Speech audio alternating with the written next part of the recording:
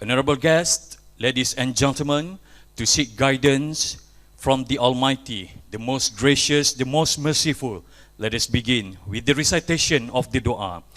For that, I am pleased to invite Brother Muhammad Badri Osman of ADFIM Secretariat to lead the dua recitation. Falatafaddal mashkura, please welcome.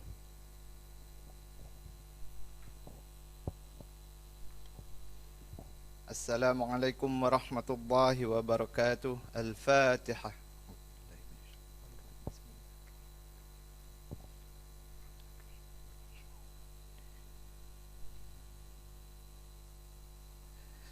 A'udzu billahi minasy syaithanir rajim.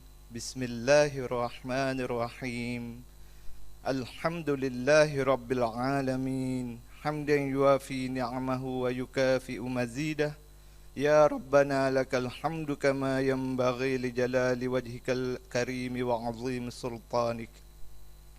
Allahumma salli ala sayyidina Muhammadin salatan tunjina biha min jami'il ahwali wal afat wa taqdi lana biha min jami'il hajat wa tutahhiruna biha min jami'is sayyi'at wa tarfa'una biha 'indaka a'la ad-darajat وتبلغنا بها أقصى الغايات من جميع الخيرات في الحياة وبعد الممات وعلى آله وصحبه أجمعين.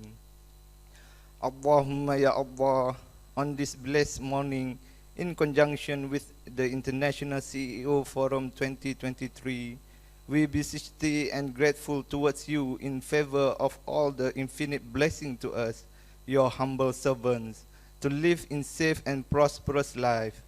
We seek Your blessing for flawless progress of this event from the beginning till the end. Ya Latif, Ya Rahman, please bless us with Your tawfiq and hidayah. Guide us to greatness, peace, glory, and prosperity in this world and the hereafter. Make us responsible, professional, and intellectuals. Grant us with valuable knowledge that will be beneficial to mankind in order to gain Your mardatillah. Ya Munzil al-Barakat, bestow peace to our beloved country, Malaysia. Preserve us from any threat and disaster, neither man-made nor natural disaster. And to You, Ya Allah, we ask for security and prosperity upon us. Bestow patience in us in order to face the challenges from You. ربنا ظلمنا أنفسنا وإن لم تغفر لنا وترحمنا لنكونن من الخاسرين ربنا آتنا في الدنيا حسنة وفي الآخرة حسنة وقنا عذاب النار وصلى الله على سيدنا محمد وعلى آله وصحبه وبارك وسلم والحمد لله رب العالمين. Amin, amin, ya Rabbal Alamin. Thank you to Brother Muhammad Badri Osman of ADFIM Secretariat for the dua recitation. Honorable ADFIMI Vice Chairman, distinguished guests, ladies and gentlemen, welcome to ADFIM International CEO Forum 2023. For your kind information, ladies and gentlemen, this is the second iteration of the International CEO Forum organized by the Association of Development Finance Institutions of Malaysia, ADFIM, in collaboration with ADFIMI and Auctus ESG India. With the theme Unmasking Leadership in Times of Crisis, this event brings together local and international leaders and key experts from various organizations to discuss and share their strategies along with pandemic-driven socio-economic adoption to reframe the development ambition on navigating this new era.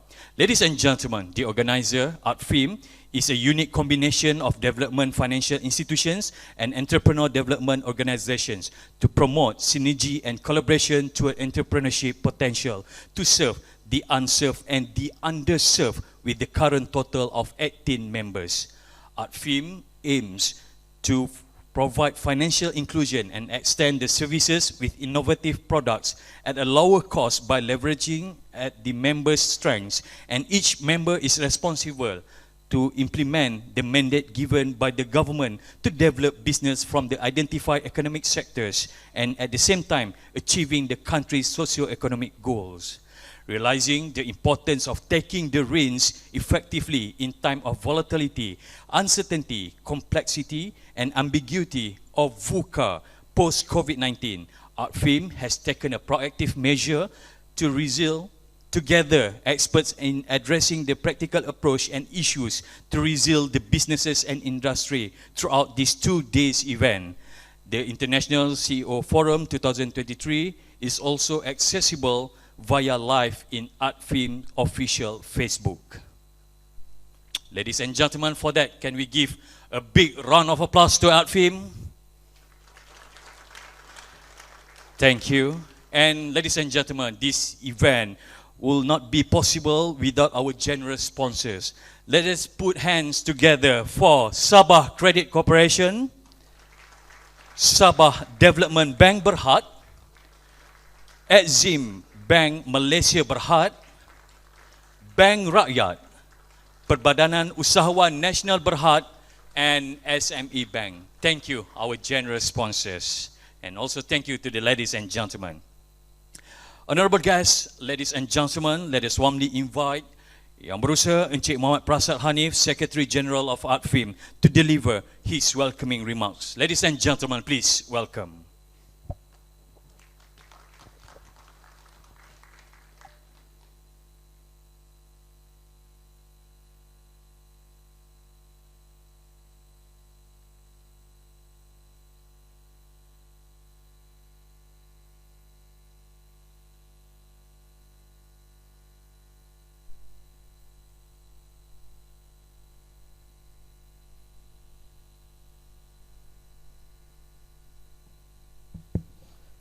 There you go. Assalamu alaikum wa rahmatullahi ta'ala wa barakatuh, and a very good morning to everyone. Wow. A very good morning to everyone. There you go. We need the spirit early in the morning so that we can actually have the energy to go through the entire day, right? It's going to be a very long day. We're going to end our day at 10:30 p.m. tonight. So, get your spirits up, get the energy out there. Distinguished guests, ladies and gentlemen, it is my pleasure to welcome everyone to the International CEO Forum 2023, hosted by the Association of Development Finance Institutions Malaysia, ADFIM, along with our wonderful co-hosts, ADFIMI and Octus ESG. And we are having it here at the prestigious Pullman KLCC Kuala Lumpur. For those who are here for the first time, welcome to Kuala Lumpur, welcome to Malaysia. We are honored to have with us today the Vice Chairman of ADFIMI, who is also a council member of ADFIM, Yang Mulia Datuk Tengku Ahmad Badli Raja Hussein. And we also have with us here today the Chairman of ADFIM, Encik Izwan Zainuddin, and Managing Partner and Founder of Octus ESG, Ms. Namita Vikas. They have been instrumental in making this event possible. They have been a key figures in promoting sustainable development in Malaysia, Middle East, and India. And they have been actively involved in the development of their respective financial sectors. Their leadership and vision have helped to make Octus ESG, ADFIM, and ADFIMI a leading voice in the global development finance community. Distinguished guests, ladies and gentlemen, the world appears to be changing faster than ever before, making it difficult for us to keep up COVID-19, worker shortages, employee fear, climate change, social unrest, political instability, domestic terrorism in certain countries, and other factors make it feel like we're living in a never-ending earthquake. VUCA, a term that you may have heard before. Volatility, uncertainty, complexity, and ambiguity is the new normal, and we must all adjust to it. Rather than pondering the metaphorical earthquake that I just mentioned when it would end, we must figure out how to lead more effectively at this extremely trying period. No matter how unpredictable the world appears to be, how to change your organization into one that is psychologically and emotionally healthy and resilient should be our key focus. Therefore, it is critical for us to discuss practical methods for leading our organizations into ones that can survive today and in the future as these earthquakes continue to strike. VUCA are acronyms for volatility, uncertainty, complexity, and ambiguity. And this is a term often used to describe today's market conditions. Volatility refers to the rate at which things change. Uncertainty refers to the lack of predictability and information. Complexity refers to interconnected systems with unclear cause and effect. And ambiguity refers to the difficulty of judging reality in a complex and turbulent environment. VUCA is dynamic and situational. Things might appear to be very clear at times, and then suddenly moves dramatically as a result of outliers, adjacencies, and disruptions. Now, leaders today, with this kind of environment, it could be said we are dealing with a prolonged period of growing VUCA. VUCA's components aren't new, ladies and gentlemen, but the modern world has definitely magnified them. Continuous change is increasingly challenging for leaders in the age of globalization, instantaneous communication, and innovation ecosystems. Tools for an organized and predictable environment that we used to learn from the 20th century are becoming less and less capable for management today. Management approaches based on command and control in today's environment look rigid, unresponsive, and to a certain extent, fragile. Therefore, ladies and gentlemen, the theme of this year's conference is unmasking leadership in times of crisis. We think it is a timely and relevant theme. And as the world has been facing unprecedented challenges in the wake of COVID-19 pandemic, the crisis has forced businesses, institutions, financial institutions, organizations, agencies to adapt and innovate in order to survive, and has highlighted the importance of strong leadership in times of uncertainty. Therefore, the pandemic has demanded new approaches and leadership styles to navigate through the challenges, uncertainties, and disruptions that come with it. Distinguished guests, ladies and gentlemen, as we gather here today, we are joined by industry leaders, we are joined by chief executives and senior management from organizations across the world. Your presence here today is a testament to your commitment to driving economic growth and development, not only for the country, but for your organization, and to your belief in the power of collaboration and innovation. It is a great honor to have distinguished guests and participants who have traveled from across the globe to attend this significant event. We are grateful to have the opportunity to host this prestigious forum, which is a platform for industry leaders, chief executives, and senior management from all over the world to come together and share their experiences, ideas, and knowledge. Now, the key point here is to share experiences, ideas, and knowledge, as well as theory is good, but we would like to see how these are translated into practice and experience. Distinguished guests, ladies and gentlemen, a little bit about ADFIM. ADFIM is a non-profit organization established in 1981. We do not drive for profit. We represent development finance institutions, DFIs, in Malaysia. DFIs, for those who may not know, are specialized financial institutions that provide medium and long-term financing to promote economic development. ADFIM's mission is to enhance the roles of DFIs in Malaysia, promote economic growth and development, and facilitate cooperation and collaboration among its members. ADFIM has been at the forefront of promoting sustainable development in Malaysia and in the region. With 18 members, including banks, non-bank financial institutions, and government agencies, ADFIM has been a strong advocate for the development of the financial sector and the promotion of inclusive growth.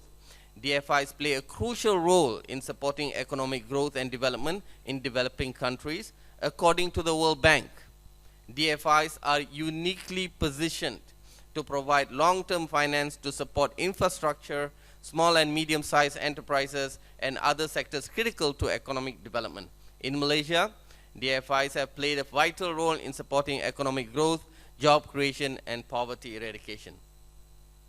ADFIM has played a critical role in enabling synergies between our member institutions. Synergies and cooperation between DFIs is critical in navigating these volatile economic conditions. Distinguished guests, ladies and gentlemen, as we embark on this two-day forum, I encourage you to engage in fruitful discussion. And the key word here is engage. Share your experience and insights and explore opportunities for collaboration. Together, we can build a more resilient and sustainable future for all. Now, today you're here not just to listen to those who are actually speaking up on the stage. I would like to invite you to engage with the speakers. Not only that, this is a wonderful opportunity for each and every one of us to network with each other. This is a wonderful opportunity for us to talk to each other so that we can learn from each other's experience. Experience is very, very expensive, ladies and gentlemen. I would like to share some inspiring quotes on leadership in times of crisis. The first one is from Winston Churchill, who said, "A pessimist sees the difficulty in every opportunity. An optimist sees an opportunity in every difficulty." Another quote is from Indra Nooyi, the former CEO of PepsiCo. She said, "Leadership is hard to define and good leadership is even harder to define. But if you can get people to follow you to the ends of the earth, you are a great leader." Hence, we bring to you speakers and industry leaders from across the world to share their thoughts.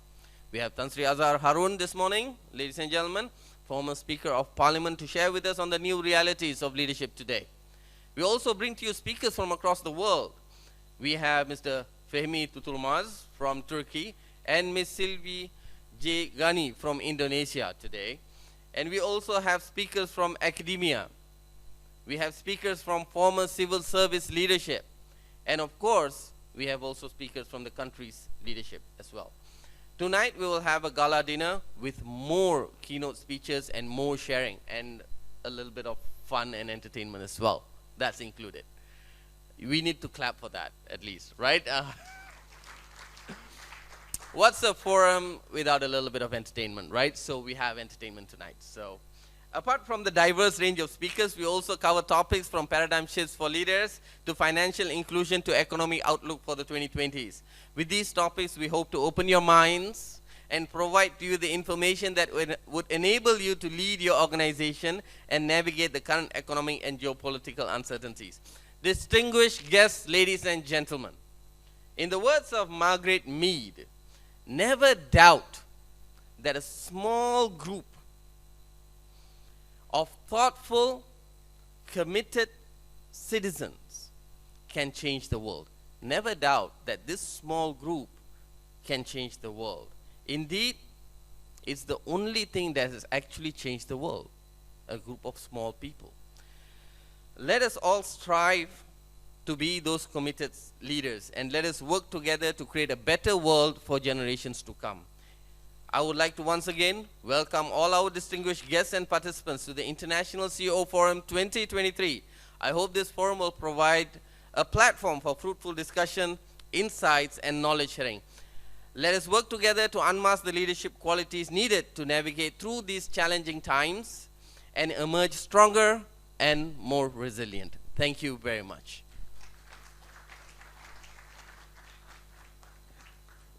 Thank you, Yang Berusaha Encik Muhammad Prasad.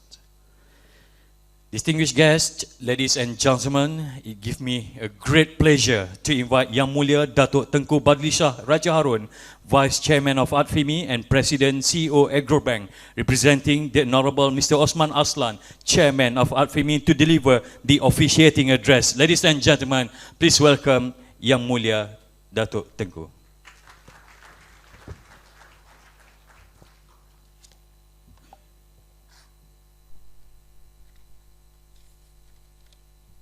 Bismillahirrahmanirrahim. Assalamualaikum warahmatullahi taala wabarakatuh. And good morning, salam sejahtera to all.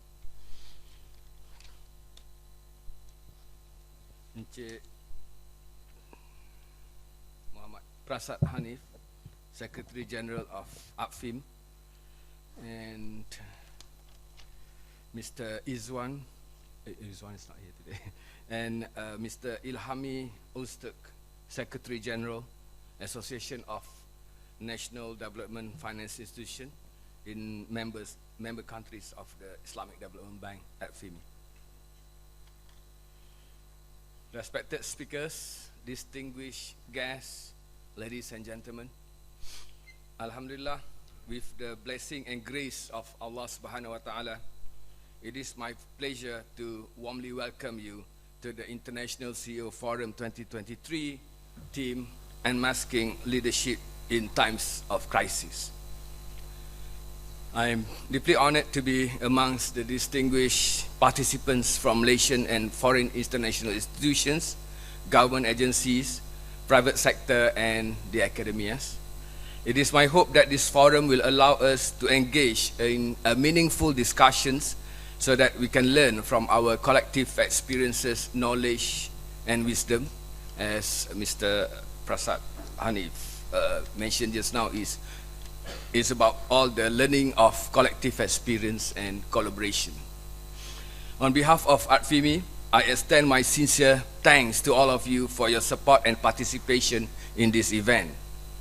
To our international guests and speakers, allow me to wish all of you a very warm Selamat Datang, and I trust you will enjoy our Malaysian hospitality during your stay in Kuala Lumpur.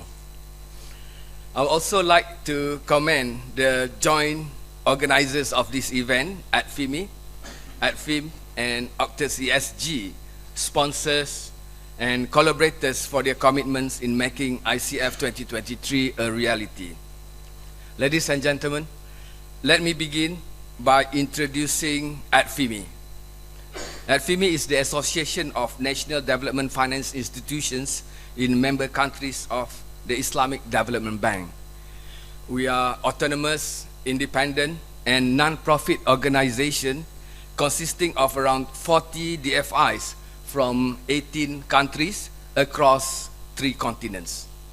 The main objective of ADFIMI is to establish networking and solidarity amongst the members' DFIs, utilizing the collective wisdom of our members.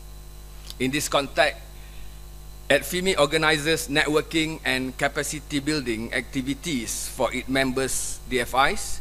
By doing so, we provide a platform to our members to explore strategic collaborative opportunities which would catalyze technical cooperation with peer organizations in different regions.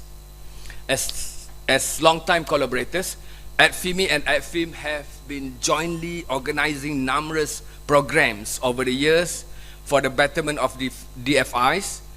For instance, the 2021 and 2022 iterations of Global DFI Forum, in which we discuss issues relating to sustainable development within the DFI ecosystem, in which I'm happy to share that in September, October this year, ADFIMI will be hosting a study visit led by ADFIM to Turkey to learn about the development priorities of Turkish DFIs, their key success factors, issues and challenges faced in meeting the needs of the new norm economy. We at ADFIMI would love to welcome all the ADFIM members to join us in Turkey sometimes in September, October this year. Ladies and gentlemen, the theme of ICF today is unmasking leadership in times of crisis. As we look around us today, we can see that the world we live is characterized by rapid change and disruption.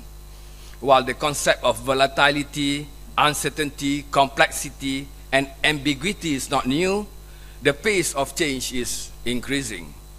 The challenges that we face are becoming more complex, more uncertain, and more volatile. The COVID-19 pandemic, for instance, is a great example on how a singular black swan event that has enormous potential to cause massive economic disruption and necessitate fundamental structural changes. In hindsight, it is clear that despite the many advances that humanity has made to date, we were not ready for the situation.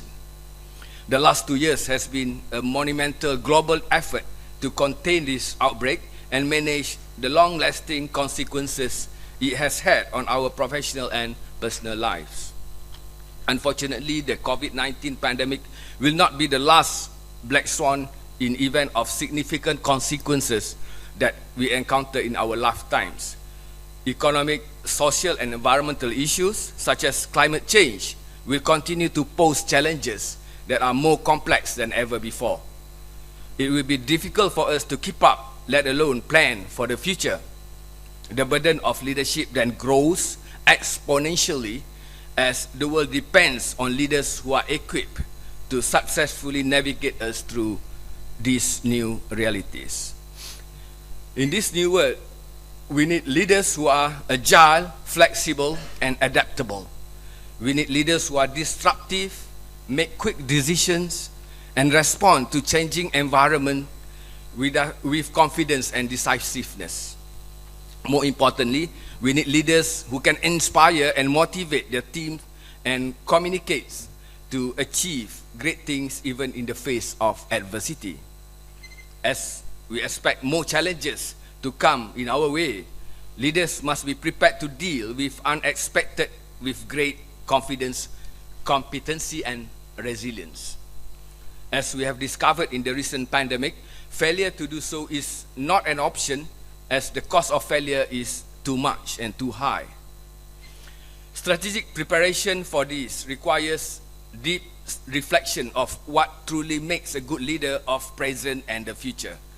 We should not be discussing if leadership concepts of the past like command and control should be phased out in the current days and age. But instead, we should explore for new leadership concept to the present and future can complement which has been successful in the past to provide leaders with an expansive, comprehensive, and sustainable framework of solutions to address these uncertainties. In this regard, the two-day International CEO Forum today is fortunate to have gathered respected thought leaders, captain of industries, academic experts, organizational and community leaders to spark a meaningful examination of what constitutes the new fundamentals of leadership. Ladies and gentlemen, as we discuss the new paradigms of leadership required to thrive in a rapidly changing world, this forum will also discuss the modalities of organization such as DFIs in the development of a resilient and thriving ecosystem, in particular the financial sector. As the operating condition of the world change, so too must the strategic experiences and competencies of the DFIs. What would be the next evolution of DFIs look like? These are the questions that we need to ponder. In recent years, the expected role of DFIs is growing. DFIs are now increasingly focused on blending public and private resources to leverage more investment for sustainable development. Focus is given to introduce innovative financial instruments and engage in strategic partnership to address developmental changes in the challenging sectors such as infrastructure, healthcare, education, and agriculture. DFIs are also taking more proactive approach to promote ESG factors in investment decision and working to ensure that their activities contribute to sustainable and inclusive economic environmental impacts. As we discussed in the previous Global DFI forums, rapid enhancement of ESG and sustainability agenda amongst DFIs would be best addressed through collaborative efforts. DFI should also be looking at promoting the spirit of innovations and learning. Investments should be made in new technologies and new approaches that can help them develop challenges in the more effective manner. DFI should continue to foster a culture of learning and continuous improvement by sharing knowledge of best practices, incorporating this new wisdom to future strategic and operational consideration. There is also needs for DFI to improve coordination and collaboration with other actors within the respective development landscapes. Coordination among DFIs should explore the harmonizing of policies and approaches, sharing of knowledge and expertise. The evaluationary journey that all DFIs go through does not need to be a standalone, and it has to be a solitary one, as we stand on the shoulders of giants and learn from the great minds and initiatives that have come before us. Ladies and gentlemen, over the 2 days, it is my sincere hope that this forum will provide everyone with meaningful insights, and I look forward to the illuminative discussions that we will have on how the conversation about sustainable leadership should be framed, how the FIs can evolve, and how the FIs can position themselves to drive progressive changes in the financial sector, and finally, how sustainable development can be the catalyst to assist the FIs in their pursuit of delivery in their respective mandates. Before I conclude, let me once again congratulate the organizers, sponsors, and collaborators for making this ICF 2023 a reality. To all participants, I thank you for committing your time and energy in joining us today, and I wish you all successful conference and productive day ahead. With Bismillahirrahmanirrahim, it is with great pleasure I declare the International CEO Forum 2023 officially open. Wabillahi taufiq wal hidayah. Assalamualaikum warahmatullahi taala wabarakatuh. Waalaikumsalam warahmatullahi wabarakatuh. Thank you, Yang Mulia Datuk Tengku Badri Shah, for the inspiring officiating address just now. Thank you once again.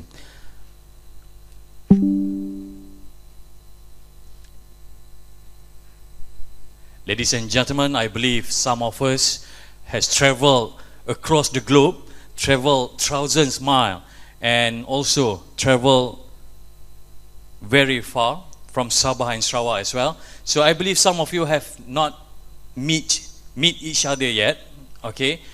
Not even the person sit next to you. So ladies and gentlemen, we're going to have a special quick ice-breaking session.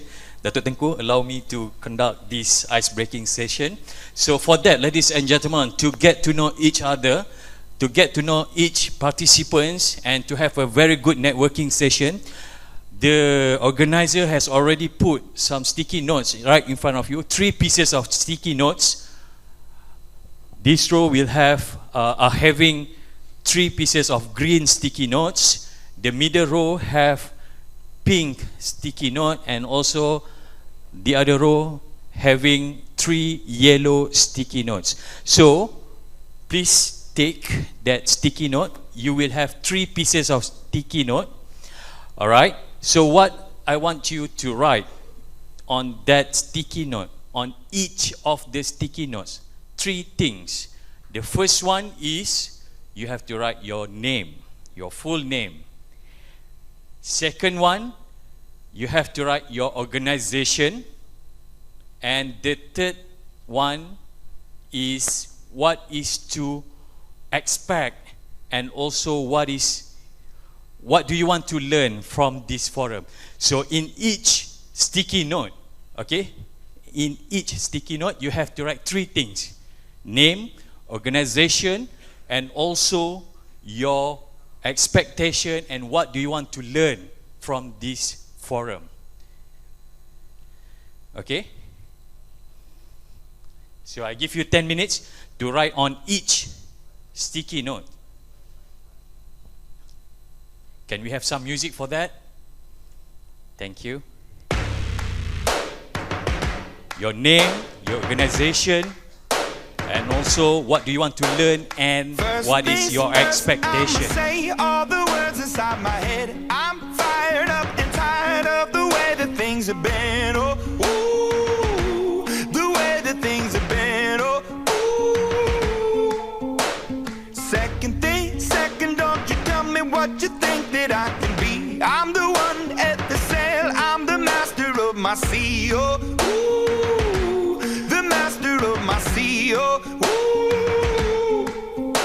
I was broken from a young age, taking my soak into the masses, writing my poems for the few that look at me, took to me, shook at me, feeling me, singing Just from to make it heartache, from the more pain, clear, taking my alright? message from the veins, Each speaking my paper, lesson, each from the sticky brain, note, seeing the beauty you have to through write the- 3 things: your name, your organization, and also what you want to learn and what is your expectation from this forum.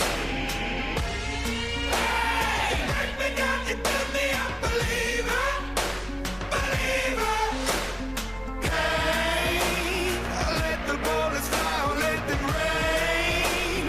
My life, my love, my drive, it came from.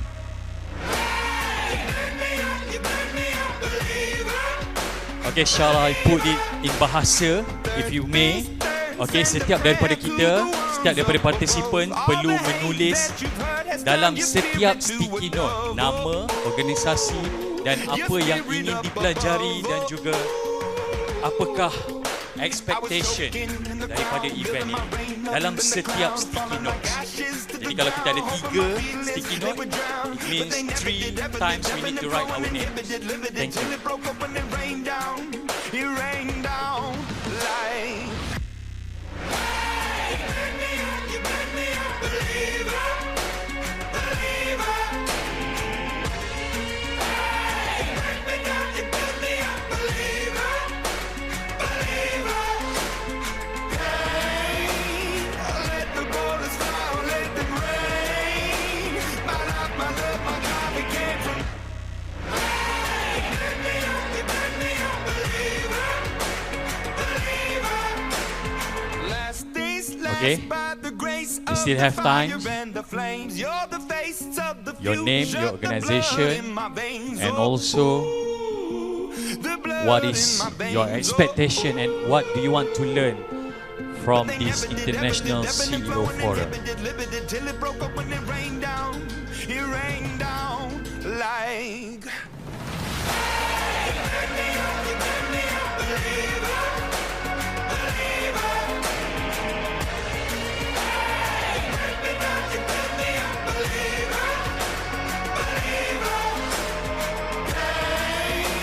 Let the bullets fly, let them rain. My life, my love, my drive, it came from.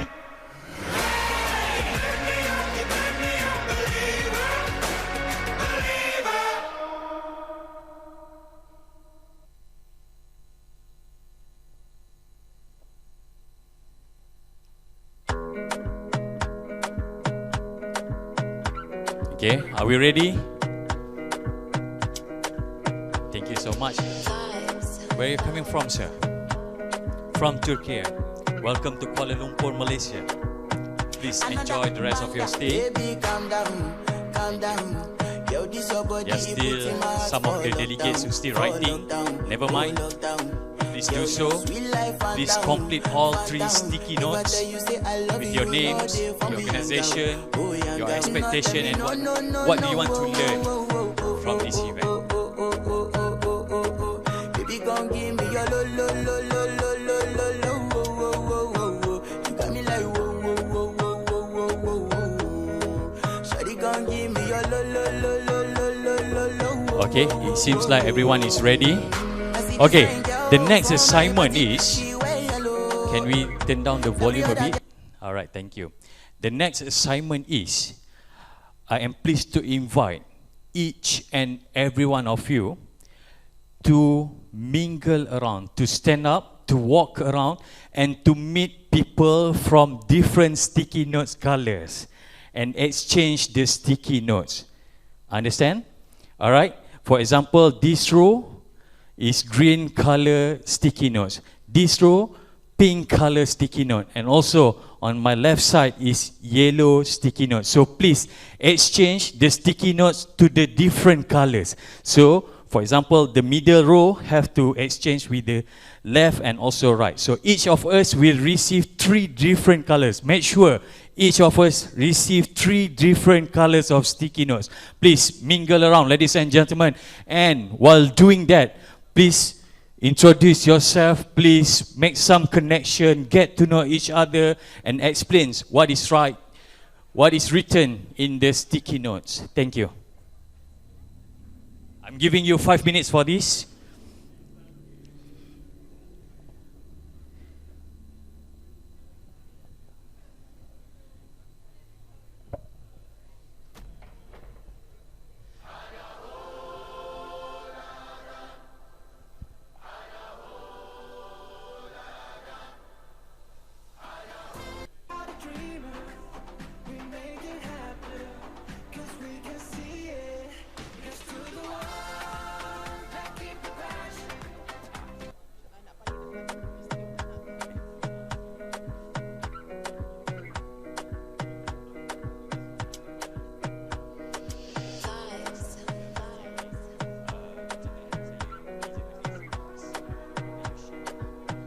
Another banger, baby, calm down, calm down. Yo, this your body, it puts in my heart. Okay, make good connection. Please do some networking, get to know the new people of different sticky notes.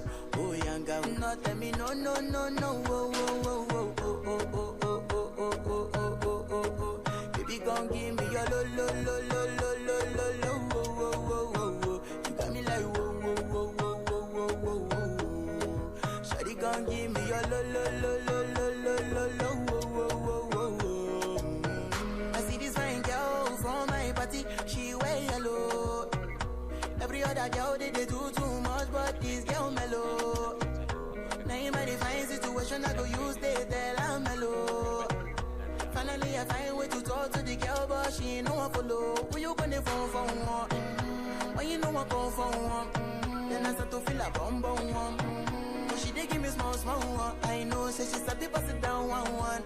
But she feeling insecure, cause her friends go they go my light ring go on. Go they go my light ring go on. Yeah, I know we look shy, but for you I get down low. And my hips make you cry when I'm moving around you. Do it once, do it twice. I push back, you hold me tight. Get a taste for a night. Baby, show me you can calm down, calm down. Dance with me and take the lead now, lead now. Got you so high that you can't come down, come down. Don't you Okay, make sure everyone receive 3 different sticky notes. One from your row and the other 2 is from the different rows.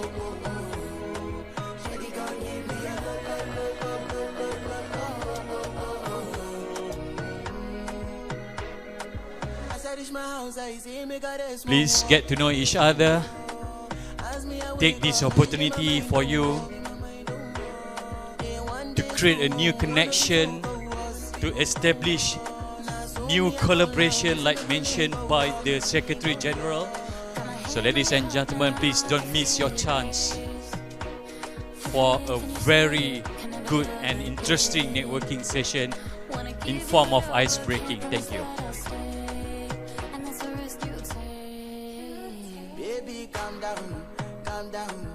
Yo, this your body, it puts in my heart for lockdown, oh lockdown.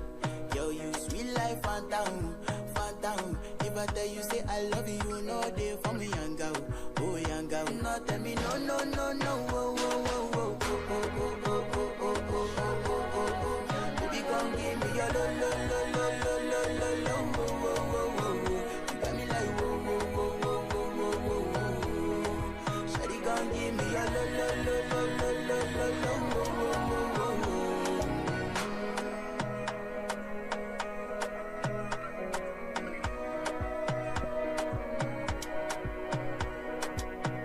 All right, ladies and gentlemen, if you have finished networking, ice breaking, I am inviting all of you to return back to your seats. Okay?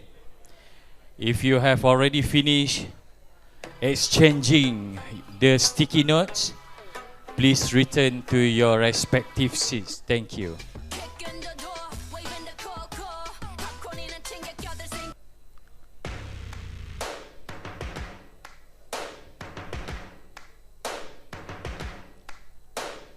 First things first, I'ma say all the words inside my head. I'm fired up and tired of the way that things have been. Oh, ooh, the way that things have been. Oh, ooh. Second thing, second, don't you tell me what you think that I can be. I'm the one at the sail, I'm the master of my sea. Oh, ooh, the master of my sea. Oh, ooh. I was broken from a young age, taking my soak into the masses, writing my poems for the few. Okay, if you have finished exchanging the notes, if you have finished meeting new people, you can always return to your seat respectively. And don't worry, we still have lots of time today, tonight, and also tomorrow for you to mingle around, to get to know each other. Alright? For the sake of this ice-breaking session, just have your exchange of sticky notes and then return to your seat. Thank you.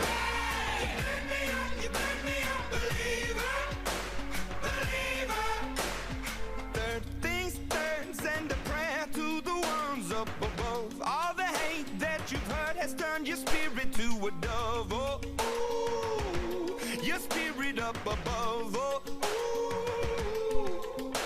I was choking in the crowd, building my rain up in the cloud, falling like ashes to the ground, hoping my feelings they would drown, but they never did. Ever lived, ebbing and flowing, inhibited, limited till it broke. Still some of us still having the discussion, the introduction, each other.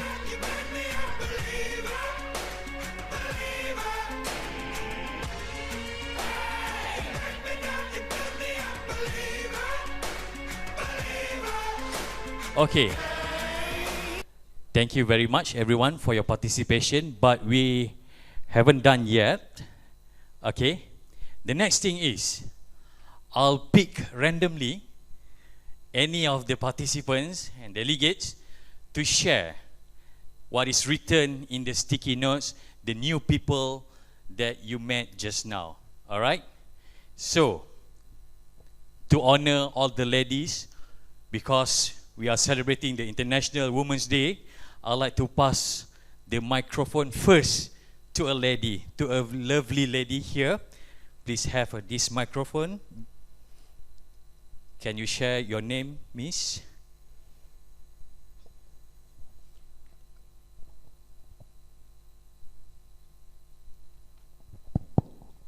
Assalamualaikum warahmatullahi wabarakatuh. Good morning, everyone. Waalaikumsalam. I have with me here a pink-colored sticky note from Patrick Chung. He is from BDC Sabah and... Sorry, who's again? Patrick. Patrick. Who's Patrick? Patrick is next to me. Hello, Mr. Patrick. Patrick is from BDC Sabah. Okay. And he would like to learn about the new challenges in the changing world. All right. Yeah. The next one? You have to tell all three. Oh, all three. Okay. All right. The second one is Fariza from PUNB. Fariza of PUNB. Can I see hand? Yes. Our lady over there. Fariza is looking for collaboration. Looking for collaboration. And negotiation. All right. Final one, Nancy Fung from Sabah Development Bank. Nancy Fung. Miss Nancy, where are you? Over here, yes. Nancy is looking forward to do some leadership sharings. Leadership sharings. Yeah. All right. Thank you very much. Thanks. Thank you very much. Next, kita nak berkongsi. We want to share. We want to hear from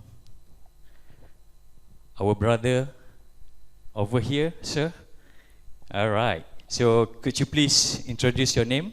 Assalamualaikum Assalamualaikum and good morning everybody. My name is Daing Hafiz. I'm from Credit Guarantee Corporation Malaysia CGC. CGC. Yeah. Your name again, sir? Daing Hafiz. Daing Hafiz. That's right. All right. So please share with us the details written in the sticky notes. Here I've met three good personalities here. The first one is Encik Razlan bin Bacik from PUNB. Encik Ghazal. Encik Razlan bin Bacik. Razlan. Can I see hand of Encik Razlan? PUNB. Ah, it's always person next to you, right? It's okay. Please share with us. So he here wishes to see to provide new leadership Mhm. styles and methodologies. All right. Okay. The other one is Encik Azizi Mustafa from MIDF. Azizi Mustafa from IDF. Yes, standing man over there. Thank you. Here his wish is to explore and gain new ideas towards the development of DFIs and industries. Okay, to get new ideas. Yeah. All right. So the last person is Encik Rafa'i Rashid from PUNB. Encik Rafa'i Rashid, also PUNB. All right. Here he wishes to learn from others on how to encourage employees to bring the big impact to organizations. Very good. All right, so thank you so much, Mr. Daing Hafiz, yeah, from CGC, sharing with us his new connection. All right, next, of course, we going to have another lady. Okay, please. Yes. Famous lah PMB hari ni. Okay, Okay. bismillahirrahmanirrahim. Assalamualaikum and good morning everyone. Waalaikumsalam.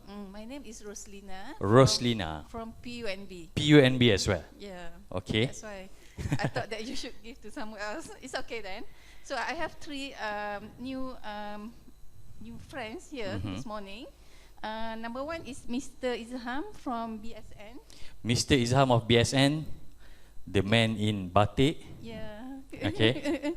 So what he expected from today's session is to expand his network. Mhm.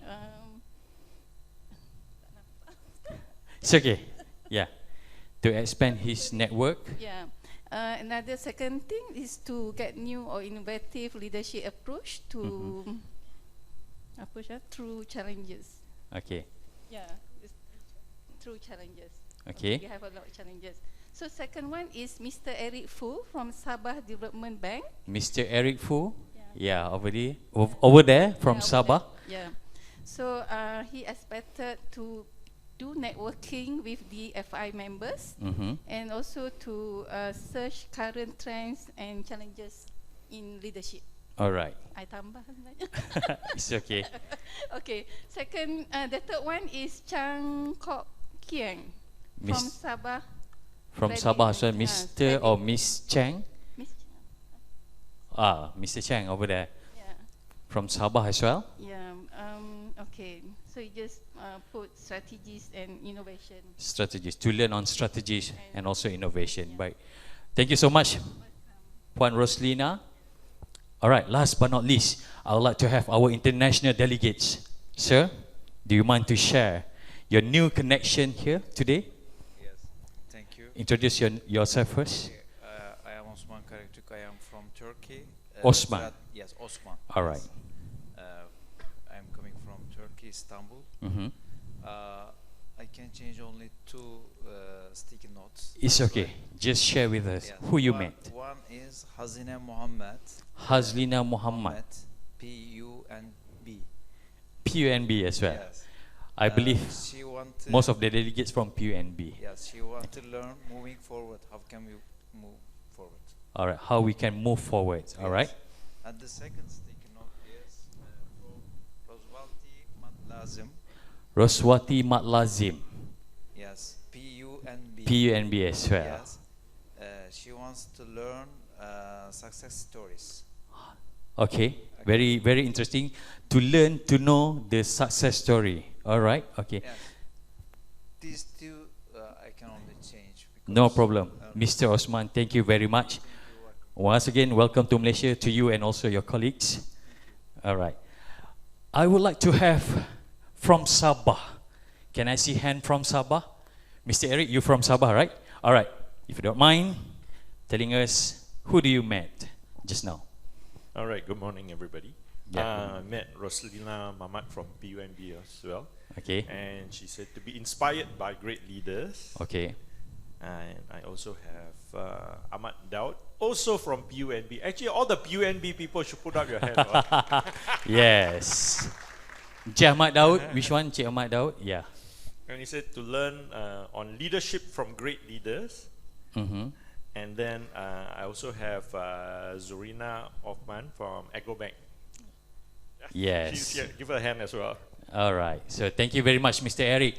Last but not least, one from Sarawak. Anyone from Sarawak?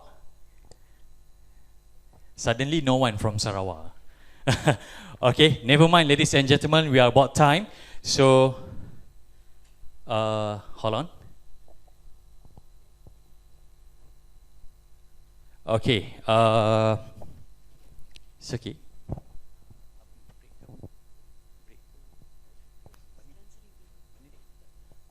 So, ladies and gentlemen, we're going to have our first keynote speech from an honorable speaker who will be joining us shortly. Okay, so please be ready for our first keynote speech, ladies and gentlemen.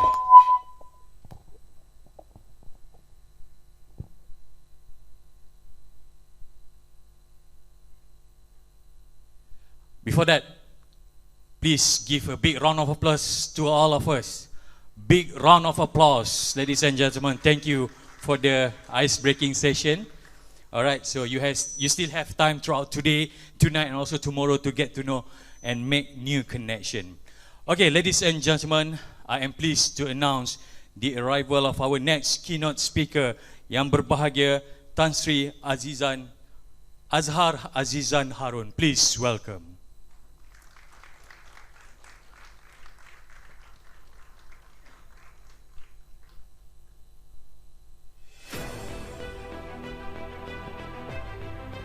Joining Tan Sri Dato' Azhar Azizan Harun is the moderator today, Ms. Fairuz Abdul Hamid.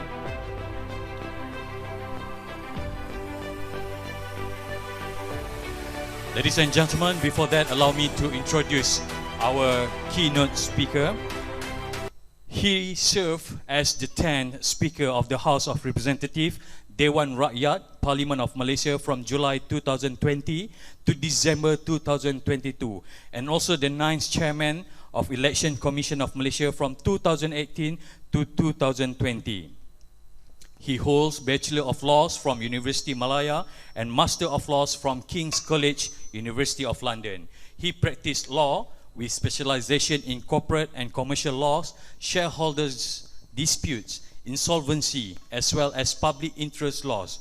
He is also one of the contributing writers for various publications and journals with regards to laws and politics.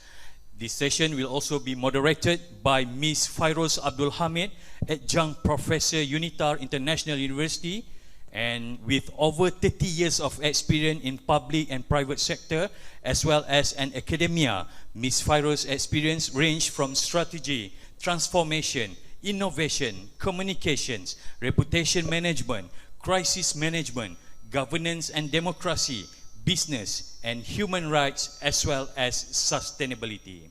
Throughout her career journey, Ms. Fairuz managed to interview many key leaders and politicians. Ladies and gentlemen, once again, please join me to welcome Yang Berbahagia Tan Sri Dato' Azhar Azizan Harun and Ms. Fairuz Abdul Hamid. Assalamualaikum and a very good morning. And I need to thank ADFIM again for inviting me. This is one of the rare occasions I do use my suits, office suits. And this morning someone asked me if I was working at the hotel. So on that point, Tan Sri Azhar, welcome again. The last time we met you, you were the Speaker of the Parliament. You had different things to say. So today I hope you have different things to say on new realities. So the idea this morning is to have about 20 minutes of your chat, your opening, and then we'll have Q&A. It's open to engagement. I'll kick off the Q&A and then open it to the floor. So please, it's not always we get Tan Sri Azhar around, but please use this moment to ask whatever awkward questions that you might have had that you did not get to ask him when he was the speaker. You can ask him now. On that note, please, ladies and gentlemen, give Tan Sri Azhar Harun a round of applause to start the session. Assalamualaikum. Very good morning, ladies and gentlemen, esteemed attendees of this forum. Thank you so much, Feroz. Thank you, the organizer, for having me today. I was a speaker, but I couldn't speak. Now I'm a lawyer, so I speak. Do not ever give a lawyer 20 minutes to speak, because it will never be enough. Yeah, new realities. Let's start the ball rolling. New realities, okay. I'll tell you what, new realities, we don't wear neckties. So let's take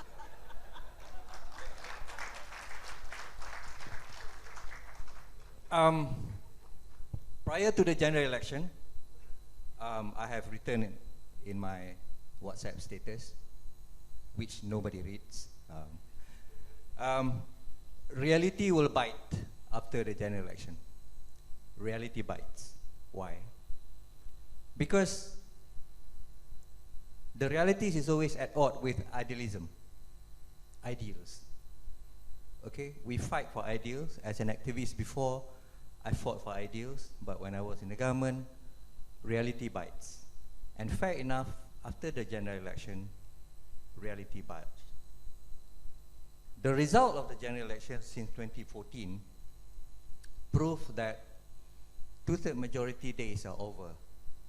We will never get a single dominant party with two-thirds majority anymore. Not for a long time, at least. So we have to live with a coalition. I mean, we can call it unity government, we can call it whatever, but it is a coalition. We cannot run away from that fact. Yeah. Unity, disunity, or whatever, that's just rhetoric, that's just packaging, yeah, that's just motto. The fact remains, we have to live with a coalition government. Now, when we talk about coalition,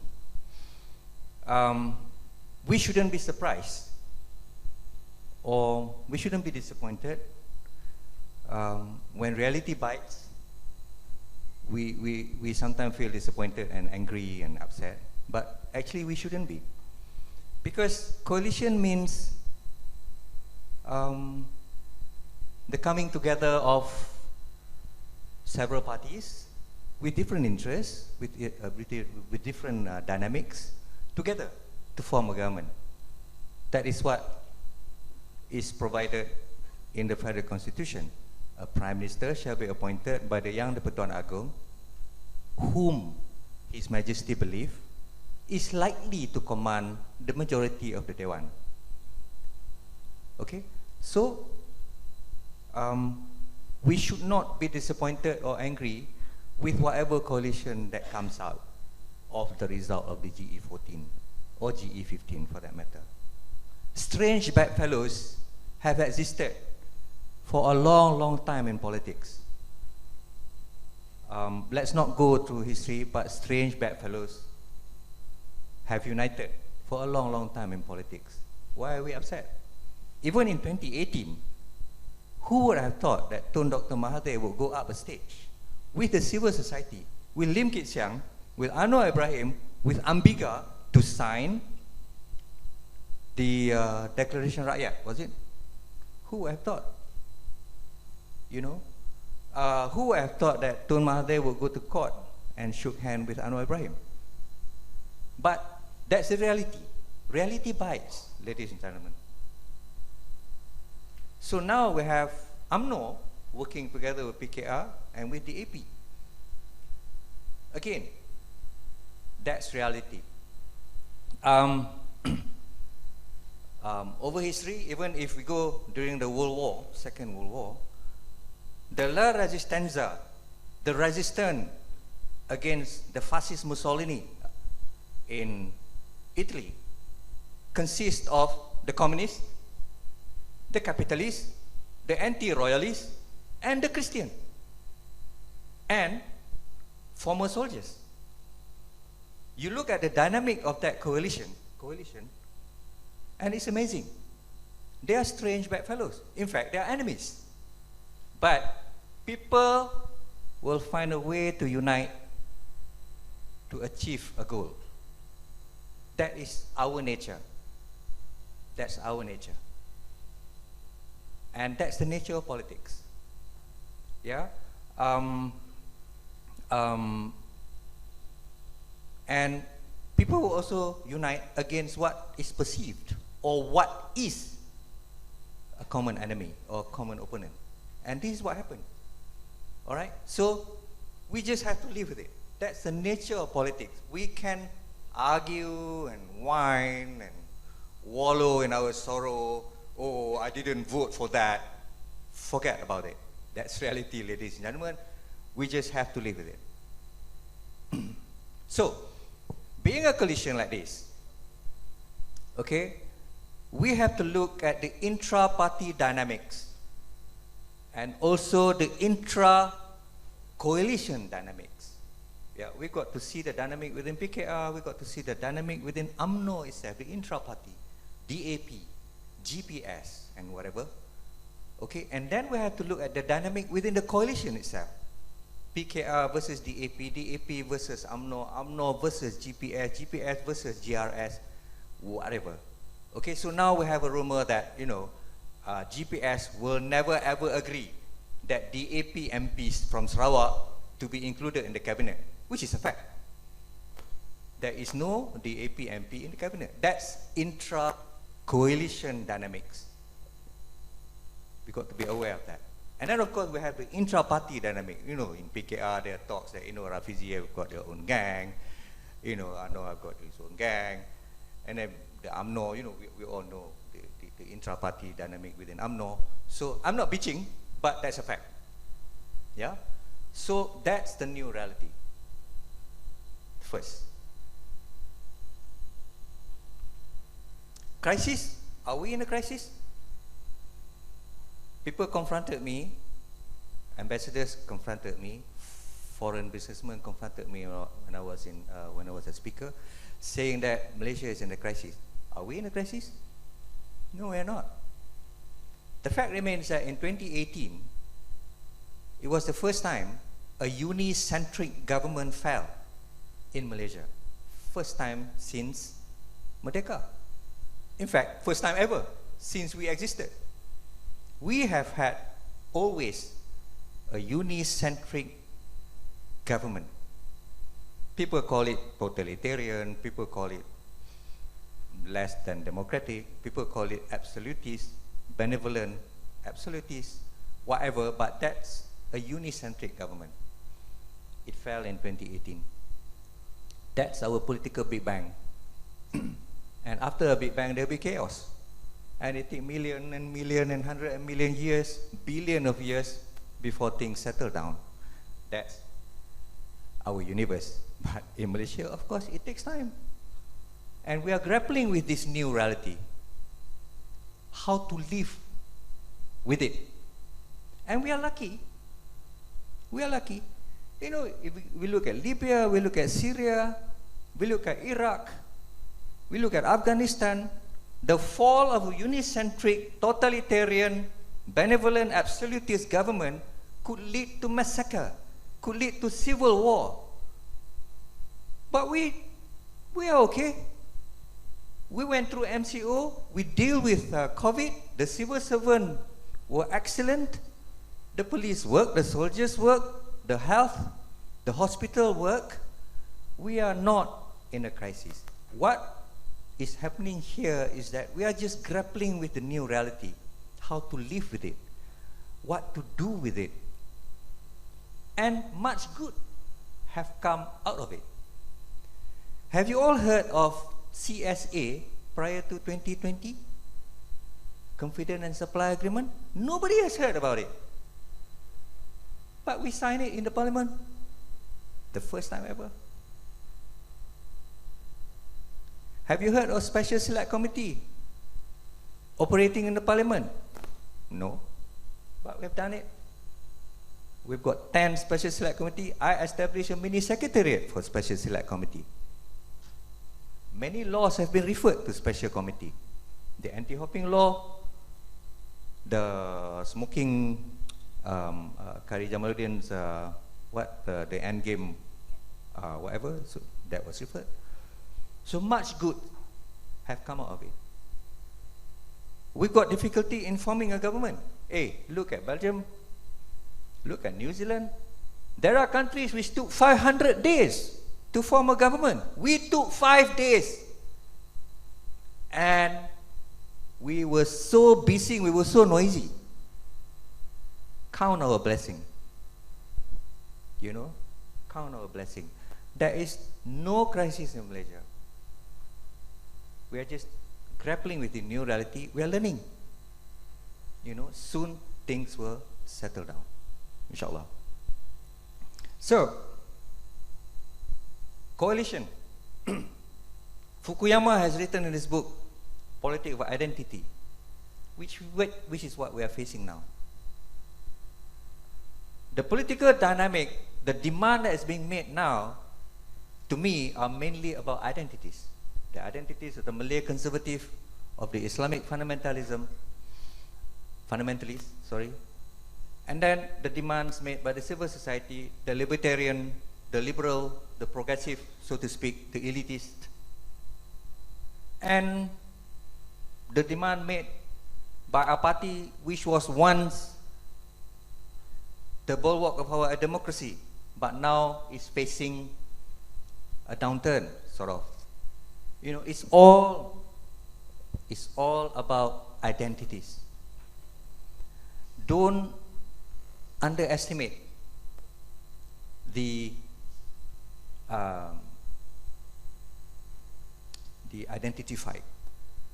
It's dangerous if left unchecked. The Obama bin Laden are all about identities. Muslim conservatism, Muslim fundamentalists, you know, and then against the libertarian, the progressive, so to speak, society. It cannot go unchecked. We cannot let negotiation to break down.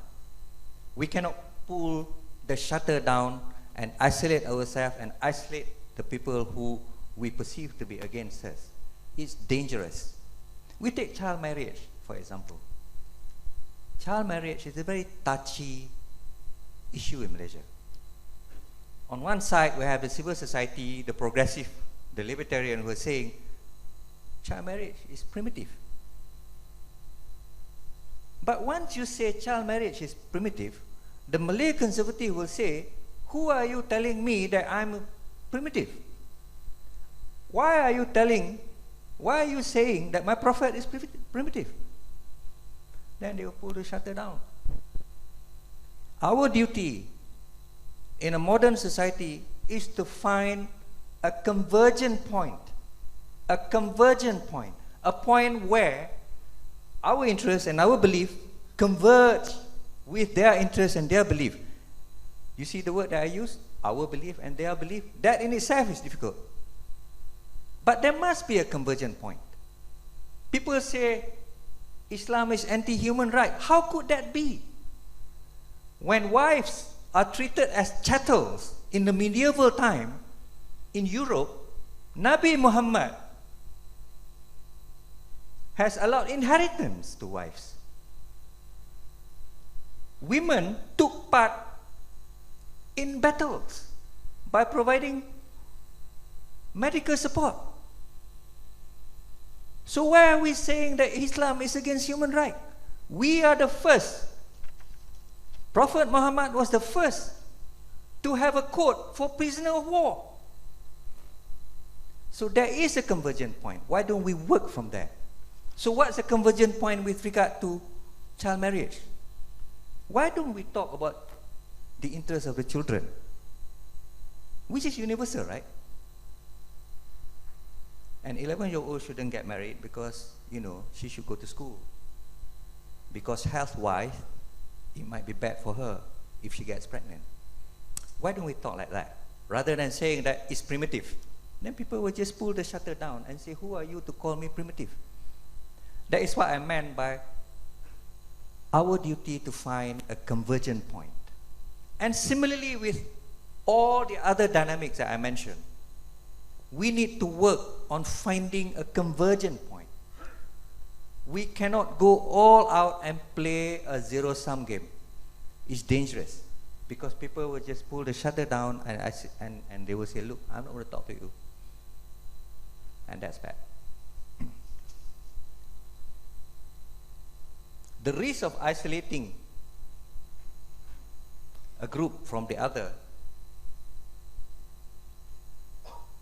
is as I said just now, is dangerous, you know.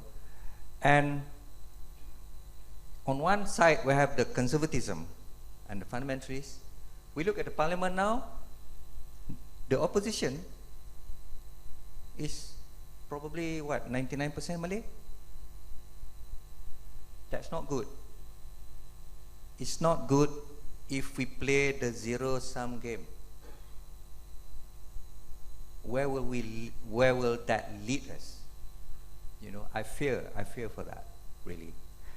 And on the other hand, on the other side, of course, there are ideas, there are ideologies, there are progressive thinking, the libertarians, so to speak. You know, but let me ask you, what have we done throughout history for liberty? In the name of liberty, we have also done all sorts of things. America invaded Iraq and pronounced victory for democracy. How many 100,000 people died? And look at Iraq now. Liberty. We look at Khalifa al-Ma'mun, the Mehna, in the spirit of intellectualism. He attacked the conservative. Imam Hanbali was tortured, all in the name of progress. So it's a double-edged sword. You know, in the name of liberty, we may introduce non-liberty. Why? Because we want to protect liberty. So don't fall for this. Don't fall for this. Because we have done throughout history all sorts of things in the name of liberty. We traveled to China, a state of non-liberty. But ladies and gentlemen, it's a fact. China has brought out 620 million people from poverty in 10 years. Name me a democracy which has managed to do that in 30 years. None. Look at the nascent democracy. What they have to go through now. Look at Afghanistan, Syria, Iraq, Lebanon. So, liberty is just a word. The end is another matter. Reality bites. Yeah. Have I managed to frighten all of you? A little, yes. I love doing this. Economically now, another topic. Forget about politics. We, the capitalists, CEO, esteemed attendees, we need to take this thing out from our head. Distribution of wealth. I've got news for you. There's no more wealth to be distributed. Distribution of wealth in Malaysia is 1960s concept, 1970s, social mobility. We are so successful in social mobility. I come from a kampung, no money, cycle to school. I've got to wake up every day at 5 a.m. to go to school, 16 miles away. My eldest brother, at 10 years old, he's got to move from my kampung and stay with my relative in Alustar because there's no bus. But here we are now. Prime Minister before Ismail Sabri was a rubber tapper. So the Great Malaysian Social Mobility Experiment is one of the most successful in the world, I'm proud to say. Yeah. But there is no more wealth to be distributed. Stop talking about that. A modern government in 2023 must create opportunities and distribute that opportunity equitably among its people. That's my proposition. There's no more wealth. How long are we going to give handouts? I wrote again on my status recently, handouts are like buying a new fridge. Soon, that fridge will be full. Have you bought bigger fridge? It will be full, right? In 3 weeks' time, that bigger fridge that you just buy will be full. And what next? You're going to buy another fridge? You build roads to apparently solve traffic problem. That road will be full in 6 months' time. What's next? Another road? We cannot talk about that anymore. We have to create opportunities and distribute that opportunity equitably. I'm not saying distribute it equally, equitably. Now, which brings me to another subject. What's the purpose of a state? Is a state supposed to help? But you know, the libertarian will say, no, why must state help? Capitalists should be able to enjoy whatever they have because they work hard. Yeah, true, but is it fair? We look at a family. From macro, we look at the micro situation, a family. If we have a family of 5 and we have 1 handicapped children, wouldn't that family spend a bit more for the handicapped child? Why can't the state do that? What's the problem with that? And it makes the family happy. Yeah. Now, which brings me to the next thing, populism. The populist movement is supposedly based on the voice of the people, the common people, against the elitist. Yeah? But this is the next reality in Malaysia as well. Because of the advent of social media, populist thought is there, is making its presence every day. As of now, populism is there in the social media. And that affects the government. Hence, we see populist policies in the budget. Handouts, luxury tax. Why? We tax the elitists. Because we need to satisfy the people. Who is the people? Are we creating this? But it's real. Because of the MCO, the COVID, the populist thoughts have become even more substantial. And it will not go away. And again, it is also a danger to play to the populist ideas all the time. Like I said just now, handouts, for example, is populist. But for how long? We cannot afford 80 billion of subsidies every year. 80 billion. It used to be 7 billion just about 15 years ago. Last year it was 80. This year? But that's populist. I mean, you raise RON 95 to market level, there will be riots. Yeah. But how long can we live with it? The 80 billion we can spend on building schools, improving our hospitals, and creating opportunities. But we can't. Why? Because it's not popular.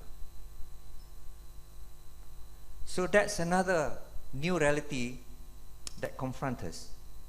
And where do us, all of you, capitalists, come into the picture when it comes to populism?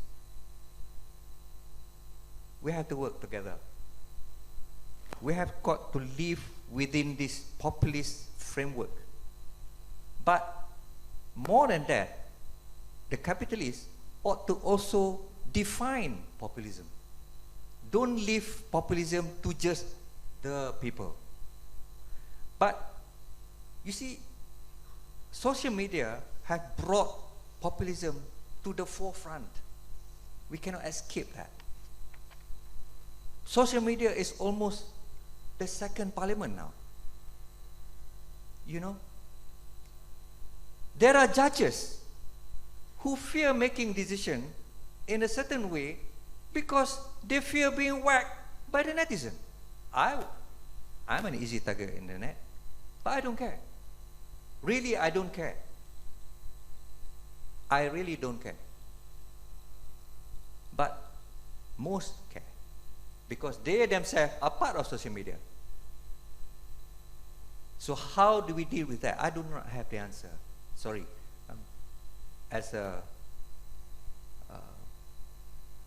As someone who pretended to be a philosopher, I have problem for every solution, but not solution for every problem. So the future to me is all about negotiation. How we manage all these dynamics. How do we negotiate and find a convergent point? That is a must. Engagement is a must. Negotiation is a way of life. You stop doing that, you are dead. I can tell you that. Because people will just shut down and isolate themselves from yourself. And that is not what we want. I will end this talk with this conundrum which I found in Amartya Sen's book, The Idea of Justice. A book which I have not finished reading for the past 15 years because I couldn't understand it. But I understand this story. Amartya Sen told us of a little conundrum to illustrate his idea that a problem or an issue can be solved depending on what your idea of justice is. Okay? So we have a girl whose name was Carla. She made a flute. She made a flute. Carla made a flute. Bob, another boy, said the flute should be given to him because he is the poorest.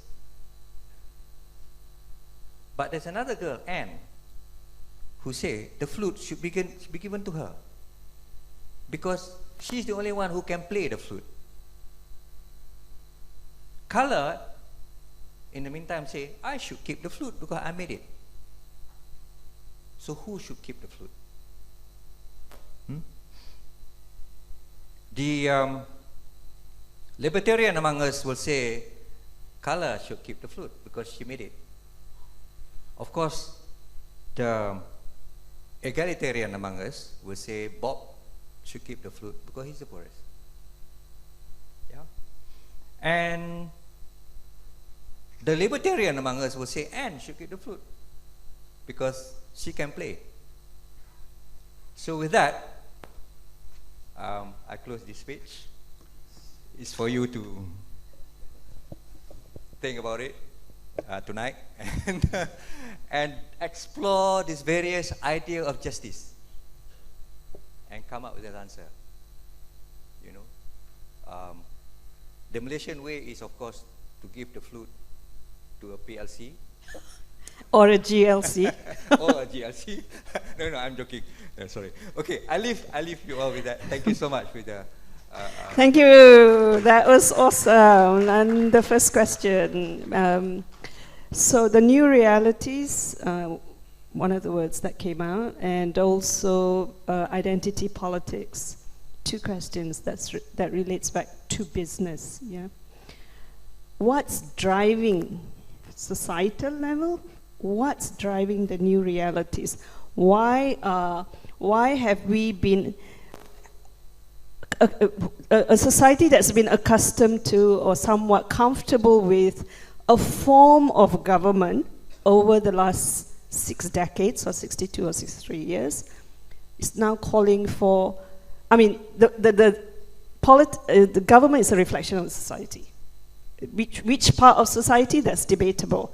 But so the question is, what's within the society that's driving these new realities at the political level? And then how is this new reality at the political level, which is, from what I understand in your talk, will be evolving or changing? How does that directly impact businesses in Malaysia that operates locally and globally? It's a really tough question. I think the identity politics and the dynamics that I was referring to just now come to the fore because of deconstruction of old ideas and the construction of new ideas. As Malaysia's social mobility gain momentum and become really successful, we become quite a learned society. Hence the construction of new ideas. We've got civil society pushing for what they call progress, pushing for what they call liberty, gay rights, for example. We've never heard about this before. And we were comfortable, actually. But now, that thing, that gay right, has been constructed, and the old idea of gay and homosexuality has been deconstructed. But really, do we need that? I come from a kampung. There were many transgenders in my kampung. We live together, we've got no problem. We respect them. And in fact, you know, in Kedah, there is this, during Kenduri, there is this show, like Mak Yong, we call it Hadrah. Hadrah is a show, drama or whatever, where there wasn't any female. It's just male and transgenders. Why? Because it's haram. You know, presumably because it's haram for male to touch female or to be together with female. So Hadrah is a performance where it's just male and transgenders. And we live with that. We got no problem. But suddenly this idea is constructed, was constructed, the liberty. Okay, transgender have rights. They should be able to have their own transgender week, gay week. Then this newly constructed idea confronted the old idea that we live together. There shouldn't be any special ceremony, special celebration for transgenders, but we live together. So these two ideas then, one is being deconstructed, one is being constructed, clash. And that shaped the need for my identity to be recognized more than your identity. I think that's how it began. You know, we began to see in the 80s or probably 80s, people started wearing tudung, hijab to schools, wear baju kurung, you know, instead of skirts. So ideas are being constructed, new ideas, old ideas are being deconstructed, and it causes discomfort. And we clash. We clash because it's zero-sum game to most of us. You either accept me or you don't. You know, where will it lead us? Really, I do not know. But you also ended your talk with the one of the way forwards, perhaps. I'm paraphrasing here. Is negotiation. Yeah. What's my motivation and impetus to negotiate? Why would I want to negotiate for a change? Why do I want to change? Even not just at political level, at business level. Why change when everything's going kind of good? We want to negotiate. I propose the convergent point method, which necessitate negotiation, because if we don't do that, it's dangerous. It's really dangerous. Because once ideas clashes and they are not solved in any manner, then the proponent of idea A will seek to destroy idea B. And as we know, ideas, you cannot destroy ideas. You can't. How do you destroy ideas? But you The can manner. you cannot destroy, but you can help change, evolve. That needs negotiation. That's why, you know, it needs negotiation. It needs knowledge. It needs rationalization. It needs coaxing, persuasion. That's how you deal with it. That is why I say we cannot partake in this zero-sum game. We can't. It's too dangerous. It's too dangerous. And I'm not saying that we are leading that way, but there is a tendency towards that way now. And that frightens me. So that tendency, obviously, we are all seeing at political level, right? Yeah. So we've seen an evolution of some sorts, a coalition of some sort at political level. Do you see, as a result, because politics is the grounding of other pillars of democracy, right? So how do you see businesses evolving as a result? Media evolving as a result, and then civil society, which you are quite active in, as a result. How does business, media, and let's deal with these three: business, media, and civil society. How do you see it evolving or needing to evolve, given the tumultuous nature of politics, not just locally, but globally?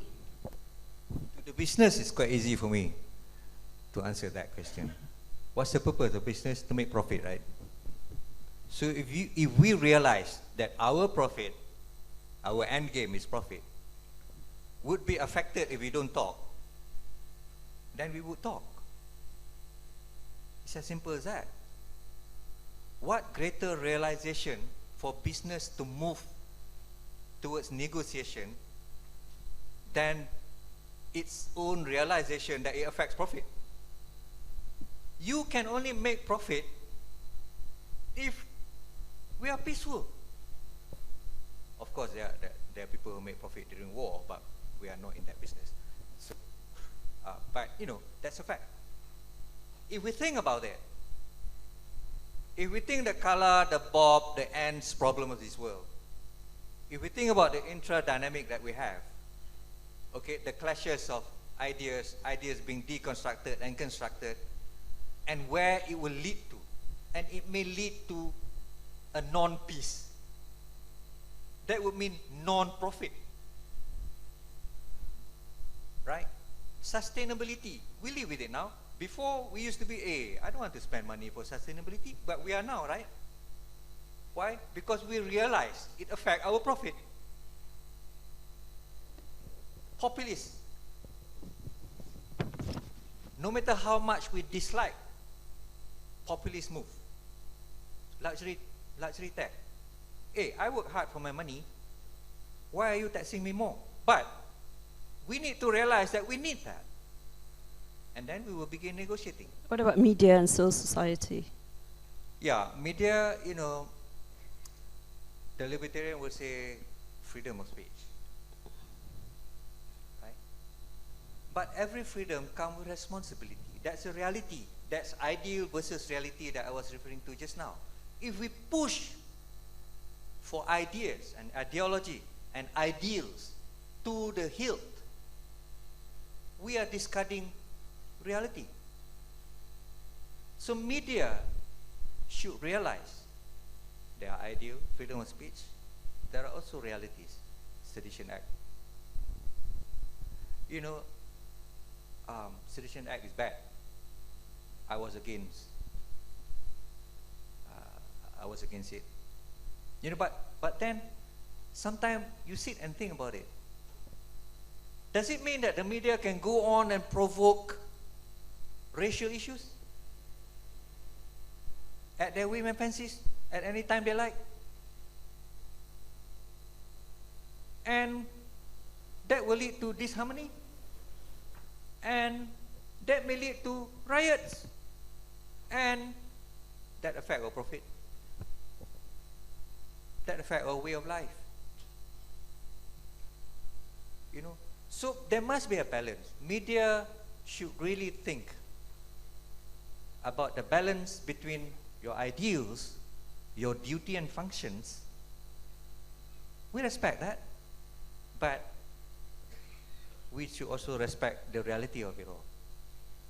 You know, it's all about balance. It's all about negotiation. Of course, we look at the US, we look at the UK, you know, we want to be like them. But why must we? Why must we? 18-year-olds are thrown out of their house because they're supposed to be independent. If you stay with a parent, you got to pay rent. But as a result of which, you see 70, 80-year-old in the UK have to go to the market by themselves. But we are Asian, we don't do that. There are values. I'm not saying that that value is bad, no. But there are values. So let's recognize that, you know, and be more accepting of the reality that we live in. So we actually, I have a long list of questions which I've not gotten through, but can I open it to the floor? We have 10 more minutes. Anyone wants to ask? Please, Dr. Ilangu. Yeah. Mike, please. Thank you. So if you could just introduce yourself and keep your questions succinct, please. Thank you very much. Thank you very much. My name is Dr. Ilangu, former diplomat, ambassador, retired. I totally agree with you, Tan Sri, that negotiations are very important. It's important for people to be able to discuss in a civil manner, etc. But my question relates to the parliament. You know, yesterday we had a discussion between Rafizi and the chap from Pendang, and before that somebody from Ketere. You know, and we have seen so many examples of uncivil conduct in the parliament. I mean, there is hardly any discussion. I mean, ideas might be good, but you know, the way they hurl abuse at each other, etc., there is no room for any discussion. Do you think it's important or necessary for incoming MPs, adults, etc., to be given a certain course on civil discussion, being able to conduct themselves in a civil manner, etc.? Okay, I think that question, if I can also, thank you. I can also add to that. I think I've asked you that question of several times when you were also the EC chairman, that should, so for those of you who are not Malaysians, Tan Sri Azhar was also our election commission chairman in the past. So I've asked, should we have a criteria of eligibility to even stand for election? Like certain criteria, and you argued against it, I remember then. Also, just an add-on to that, in real-time politics, the people are watching. No, in the past, I elect you, you go, you do your job, and then maybe once a month, once a year, you come back to my constituent and say all is well in the center. But now this morning, I can check on all Twitter and see what a great person my MP is or what a not so great person my MP is doing currently, like what statements. As a speaker, and we also saw within a space of an hour, it was all going around TikToks and YouTube that the Speaker of Parliament losing it. From the perspective of investment community, it doesn't augur well. Number two, how do we address this, both as peoples of Malaysia and as people who can do something about it sitting in the parliament? You know, we have to learn how to insult people properly. You know, Winston Churchill, you know, I can't remember what lady told him, if I were your wife, I would put poison in your tea. Then Winston said, if I was your husband, I would gladly drink it. So we should learn how to insult people properly. So why aren't we all training them to do that, though? Why should I? No, I mean, why isn't, okay, I will now rephrase it. Why isn't the parliament training them to do it, though? How can I train people how to insult people properly? Anyway, Doctor, good question. What time did it happen yesterday? Sorry, I don't follow parliament anymore. I think about noon time, I think, It's my afternoon. nature. I don't visit the past, so I don't follow what the EC Could have is been doing. past lunch, I think. Past yeah. lunch. Okay. Could have been, but I could be You wrong. see, Yeah. this is why live telecast and CCTV have its own pros and cons. You know, Doctor, from my experience, 2.5 years in the parliament, that never happened during backroom negotiation. It never. You know, I sit around backroom negotiation in my huge meeting room, ketua party, you know, and it's all very civil. And Mr. A, who is known to be against Mr. B, will be joking with each other. And Mr. A one day say to Mr. X, Mr. A one day say to me, the speaker, he said, Speaker, I want to tell you something. You know X, who is now attacking me, I trained him. To attack you. I trained him when I was in the government. I sent him to X country for 2 weeks to learn the art of whatever. So it's like that. So why is it in backroom negotiation such thing never happened? Why? Optics. Optics. There is no CCTV. There is no live telecast. Why was I against hearing of Special Select Committee and Select Committee to be live telecast? It's because of this. I disallowed it. I'm against it. Because the hearing of the Special Select Committee goes on so well. The civil servant will come, answer questions, bring documents. Kari Jamaluddin came with all sorts of documents to show how he purchased vaccines openly, no problem. Why? Because there is no CCTV. Once you put CCTV, then they are all the young Berhormats are not addressing the Dewan. They are addressing their voters. I got one YB who is a good friend of mine actually, who always speak English. You know. Then I've got rombongan from Dewan Bahasa and some NGO, the Malay language NGO, who came to see me and balasah me properly. He said, you are the speaker under whom the Dewan speak English all the time. So I called this YB, I said, Pro, could you please don't do that? Speak Bahasa Malaysia lah, or at least ask for my permission before you speak English. You know what his answer was? I'm not speaking to you, I'm speaking to my voter. My voter are all English speaking. You see? So, that's a reality again. Okay, so there are pros and cons. You see, when Pandika Amin started this CCTV thing, this live telecast thing, he was well intent. The intention was for all of us to be able to see how the MPs work and how we pass laws, how we make policies. But the offside of it is this lah, which is quite sad.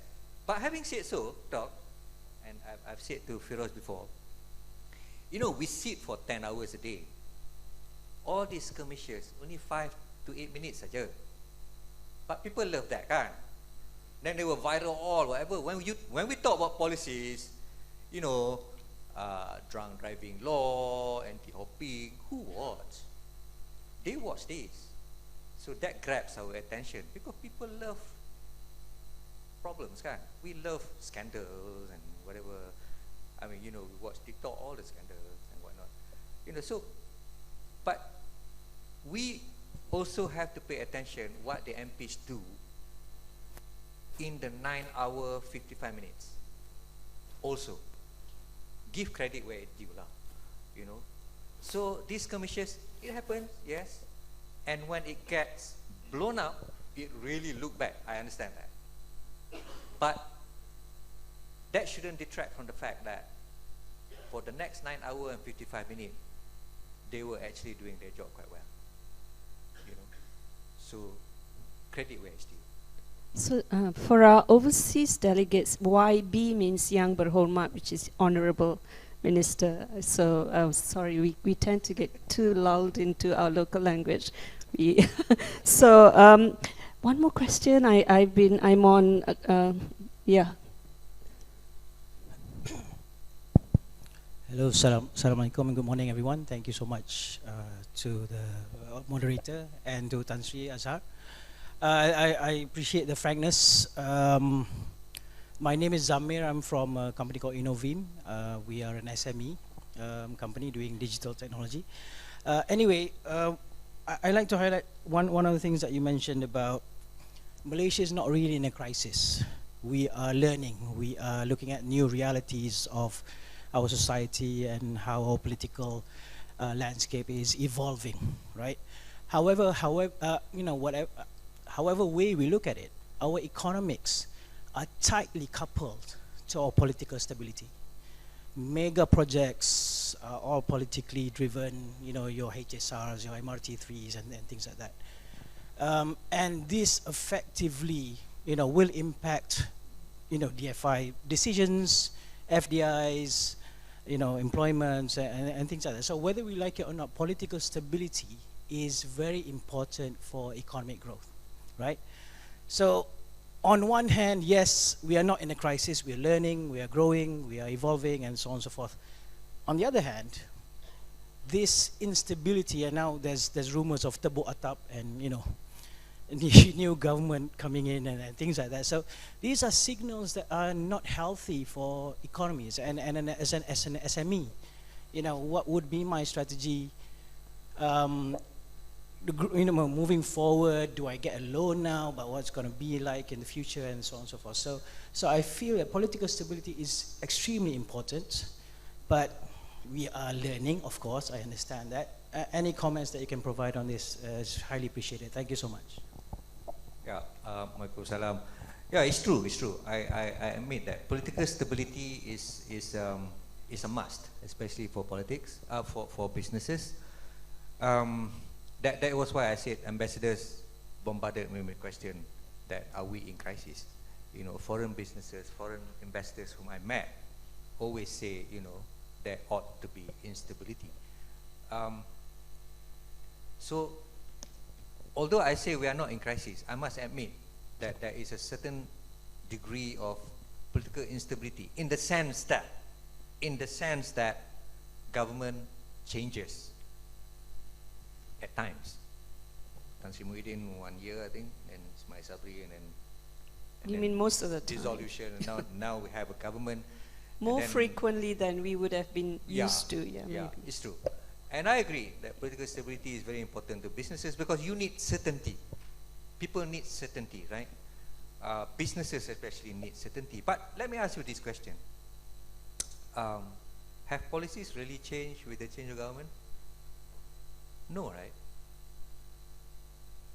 But whatever is good, the new government will not change. It's human nature. Why should we change things which are good to us?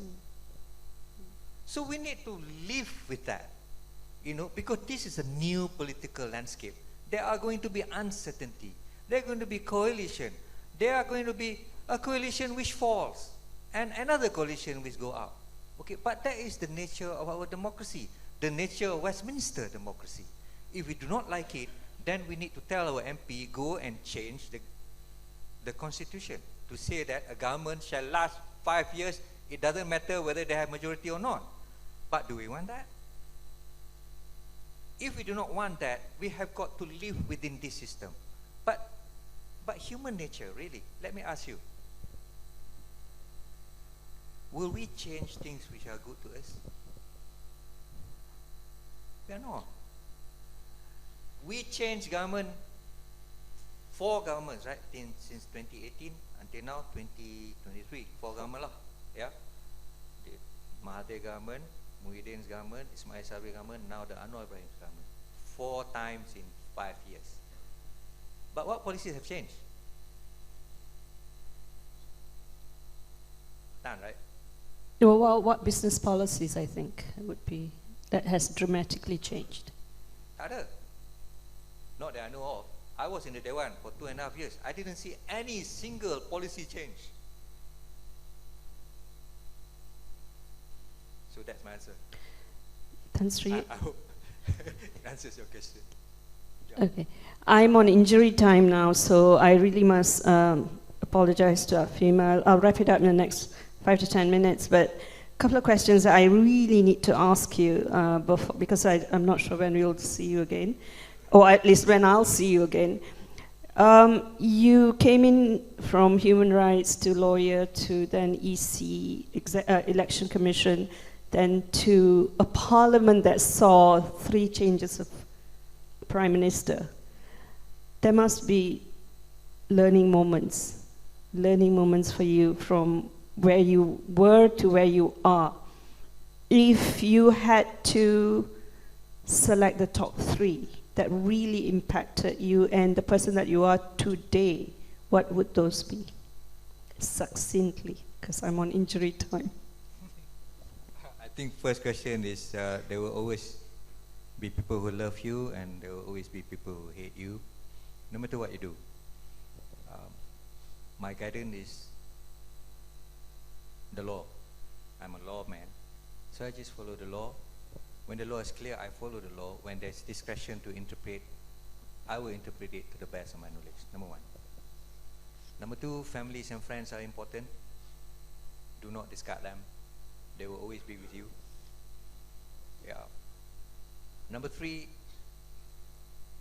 the civil servant. We have very, very good civil servant, I must say. No matter what we from the outside, I mean, I was from the outside, I was in the private sector, we always say civil servant are not good, whatever. No, they are excellent, they work hard, they know their stuff. All they need is just a bit of leadership, a bit of motivation. You unshackle them. You see, civil servants have been working like that since day 1. That's the only system that they know. We must realize that. Okay? So what a leader should do is just to give credit where it's due, number 1, to motivate them and unshackle them from that. You know, when I was in the SPR, I was so surprised. My first by-election was the Cameron Highland. Sorry, my first by-election was Port Dickson, but I came on a Friday and nomination day was the next day. So the work has been done. So that's not really my first by-election. My first full by-election was Cameron Highland. But you know, after we set the date, one day, the next day, the secretariat came to my room and said, Tuan, we have ideas. I said, oh, what? We want to make live stream every step of the election. You know, we have a few steps of election: the nomination day, the postal vote day, the printing of the ballot day, the early voting, and then the voting, and then the announcement. 6, 7 steps. They want to live stream every step on Facebook. So that wasn't my initiative, you know. They came. And I said, oh, wow, it's good. So, how about legal? Is it legal? And the legal fellow was already there. It's legal, sir. We have looked through it. Whatever. So, you see, all you need is just to unshackle them, and they will come out with ideas. And that will remain in my memory forever, actually. They do have good ideas. And you know, they suffer. 2018 general election, there was so many accusation against them.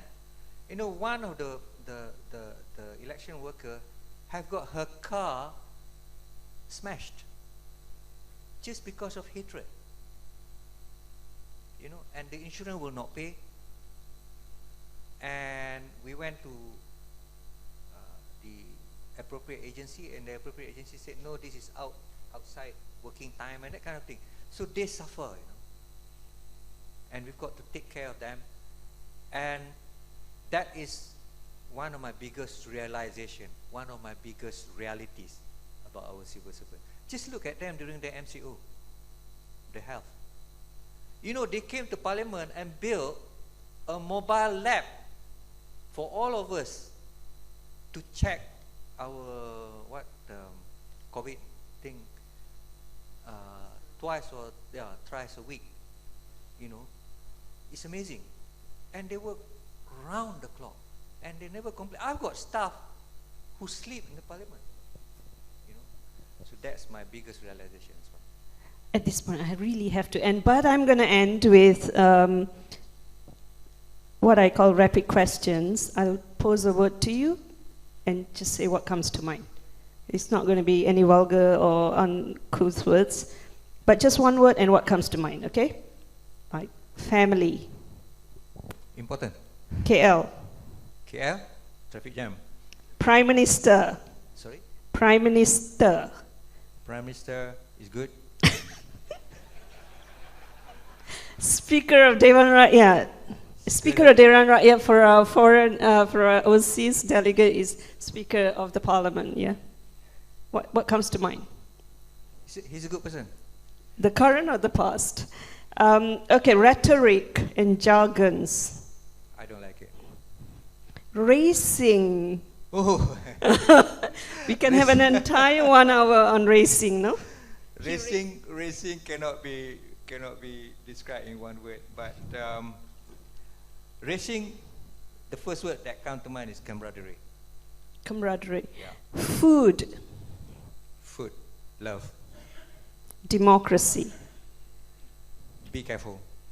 Okay, I'm just going to end with this and then ask you one question. It's a paraphrased quote from Henry David Thoreau, and who said, most men and women lead life of quiet disappointment and go to their graves with songs still unsung. Okay, if there was a song for you, for your life, what would the title be? Song for my life? What would you like the title to be, whether you are above grave or in your grave? Whether you wrote it yourself or someone wrote it for you? See, for the first time ever, the former Speaker of Dewan Rakyat is speechless. I ain't heavy, I'm Ad Harun. Okay, on that note, ladies and gentlemen, Tan Sri Azhar Harun, thank you very much. And my apologies to APFIM for overrunning by 10 minutes. Thank you. Thank you very much. Thank you, Tan Sri and Ms. Fairuz, for the insightful sharing on the new realities. Tan Sri, please remain on the stage as I am pleased to invite Yang Berusaha Encik Izwan Zainuddin, Chairman of APFIM and Chief Executive Officer, PUNB, to present the memento to Yang Berbahagia Tan Sri Dato' Azhar Azizan Harun. Please welcome.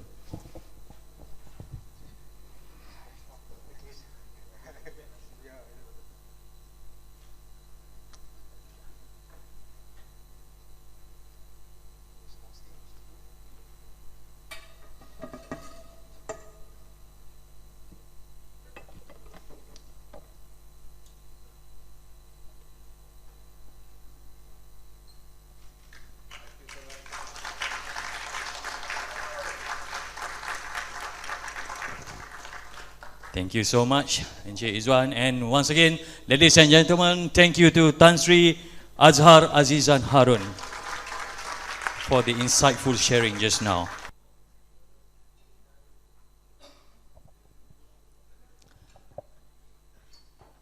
Distinguished guests, ladies and gentlemen, welcome back.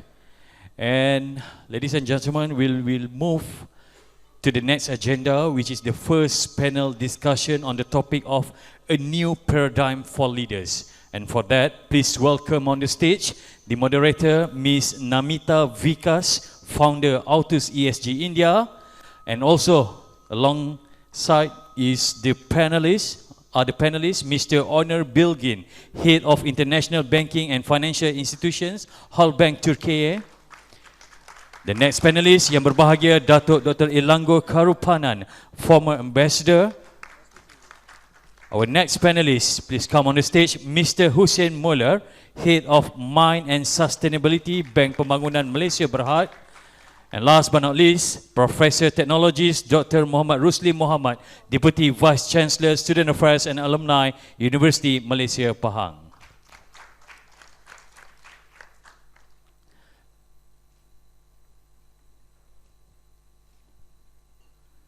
Ladies and gentlemen, allow me to introduce our moderator and panelists for this first session.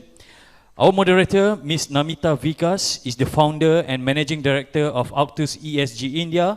She is a senior business leader with 30 years of diverse global experience in climate change strategy and sustainability across sectors. Namita was ranked one of the leading women in business sustainability by the prestigious WBCSD and was globally recognized as Sustainability Leader of the Year by Ethical Corporation UK in 2017. In 2018, she was named one of Asia's top sustainability superwomen by CSR Works International and among India's top 100 women in finance by AIWMI in 2019.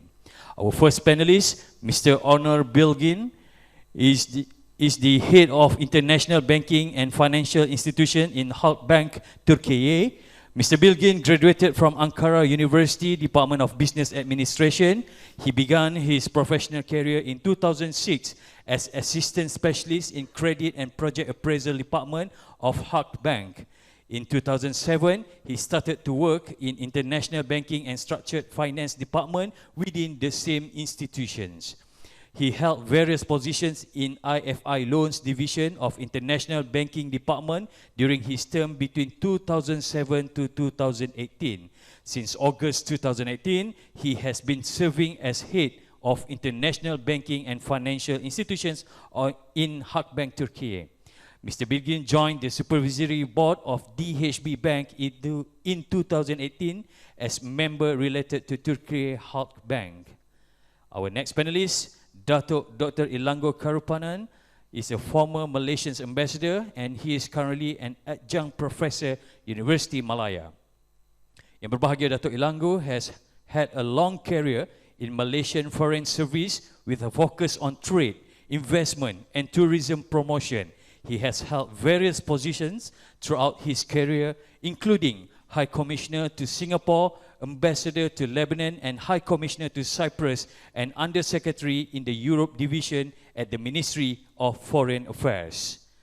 Our next panelist is Mr. Hussein Muller, Head of Mine and Sustainability, Bank Pembangunan Malaysia Berhad, and he is also a member of the Subcommittee 5 on Bridging Data Gap of a Joint Committee on Climate Change, JC3.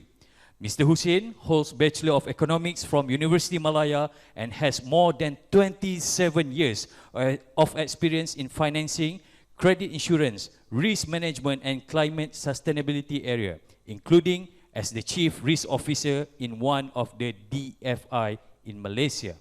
And our last panelist, Professor Technologist Dr. Muhammad Rusli Muhammad. He is currently a Deputy Vice Chancellor of Student Affairs and Alumni, University Malaysia Pahang, to oversee student development, student activities, as well as fostering lifelong relationship with the alumni. Prior to Deputy Vice Chancellor, he was the CEO of UMP Advanced a subsidiary of UMP for 2 years. He used to be a fellow researcher at the University of Duisburg-Essen, Germany, 2004, and also at the University of Southampton, UK, in 2018 to 2010. As an academician, he is also a professor in UMP, an active member of the Sustainable Energy and Power Electronic Research Super Cluster. He involved in several initiatives, either as a leader or technical committee at the Ministry of Higher Education Malaysia, as well various consultancies and professional tasks in the national levels. The moderator and panelists, our timekeeper, will be making twice bell sound to indicate and also to remind that you only have 10 minutes left to wrap up your session. Can we demonstrate the twice bell sound, Secretariat? Secretariat, can we have the double sound of the ring? It's okay. Later on, we just, yeah. So ladies and gentlemen, without further delay, with the topic, a new paradigm for the leaders. Ms. Namita, over to you. Thank you very much, and good morning to everybody to the first session of the day. And I'm so glad to have my other panelists here with me. So what I'm going to do is, I'm going to just take about 2 minutes to set the context and then just dive straight into asking questions to my fellow panelists. Well, today's topic, new paradigm for leadership, I think that would mean an approach that ensures business sustainability by contributing towards economic and social development, a healthy environment, and a stable society. I think that is what we heard our earlier two speakers also emphasize so much upon, right?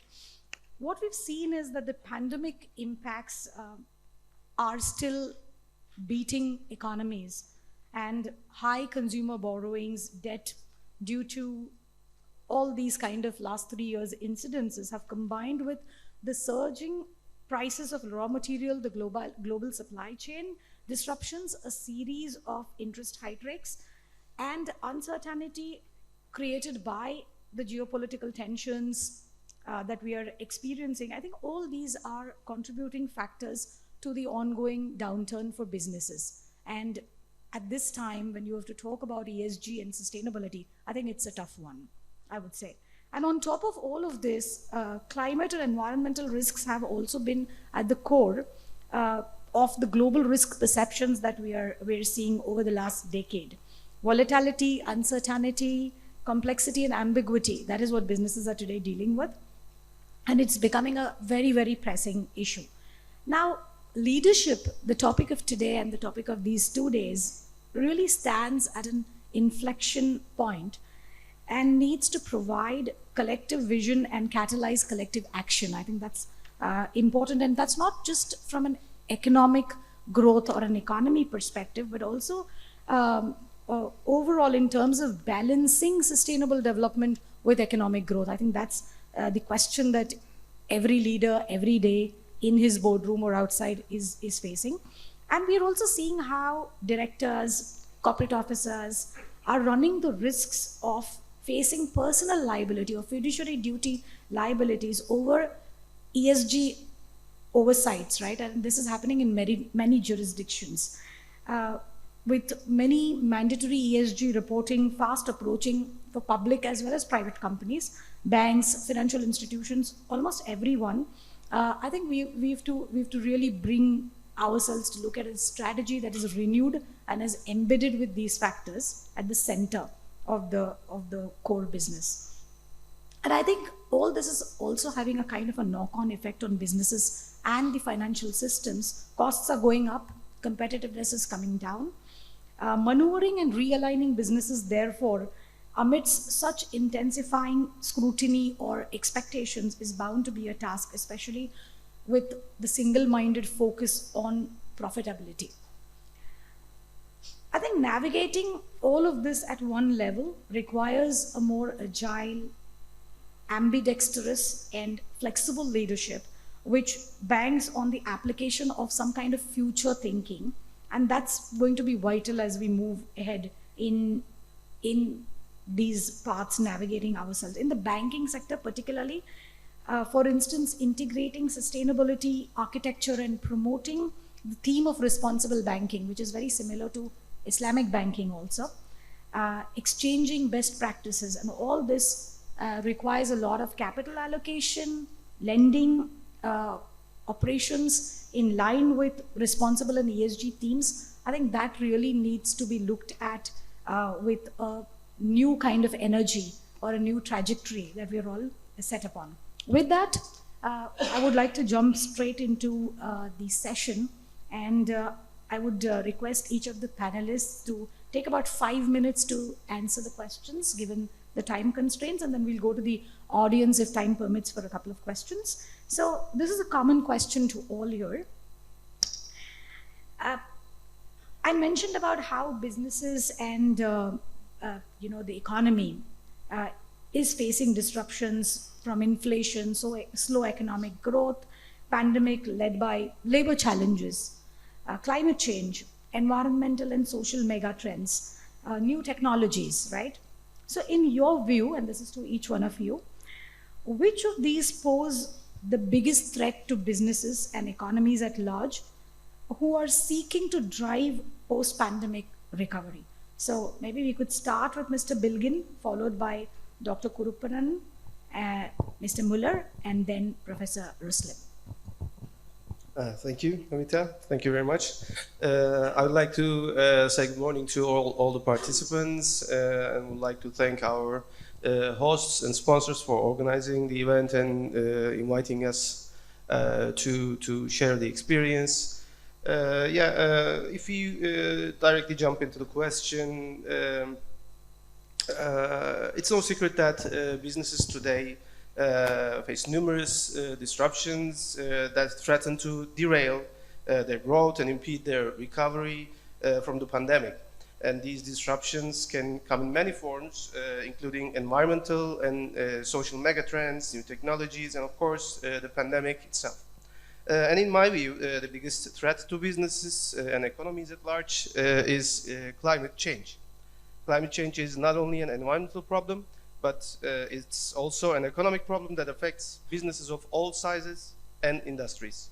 The rising temperatures, extreme weather events, and sea level rise caused by climate change can have severe consequences, infrastructure damage, and financial losses, all of which can severely impact businesses and impede post-pandemic recovery efforts.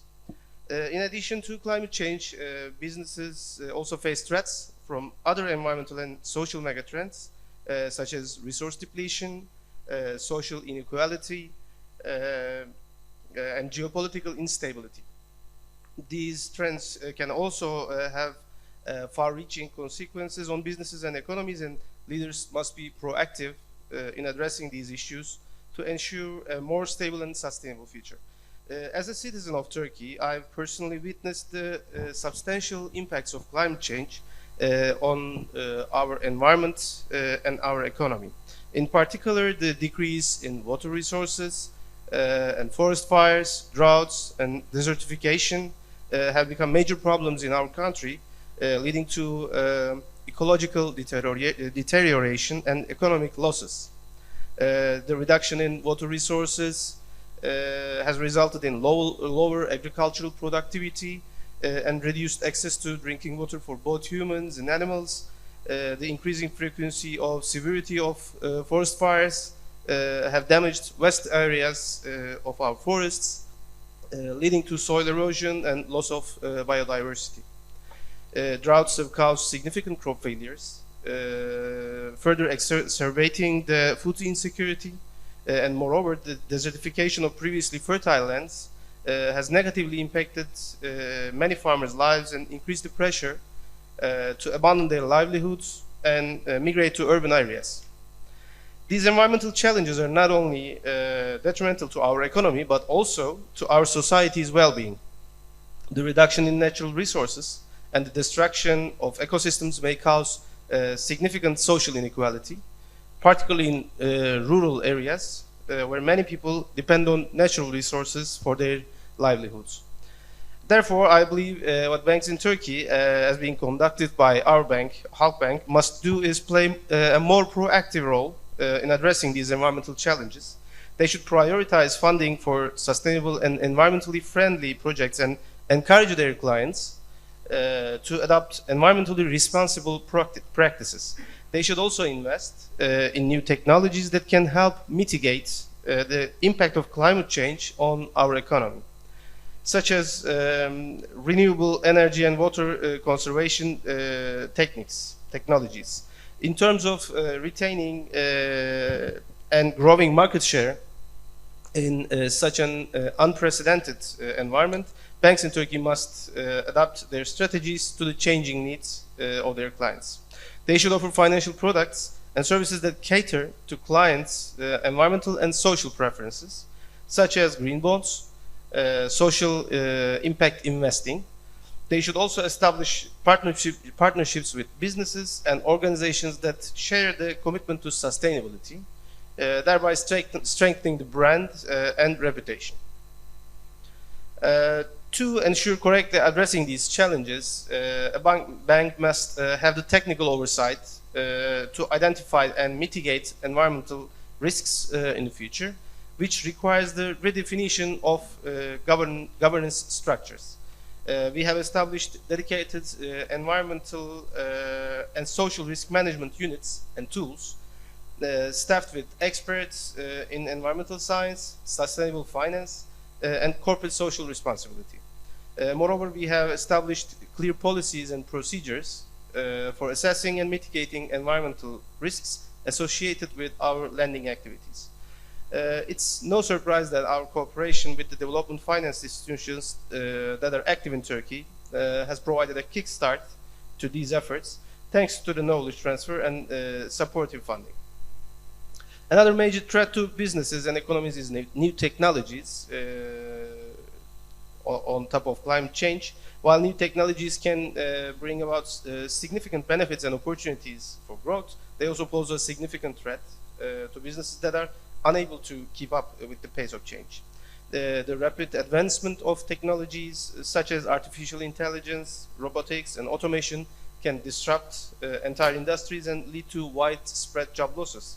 Moreover, new technologies can also create new vulnerabilities in the form of cyber threats, data breaches, and other security concerns that can cause significant financial and reputational damage.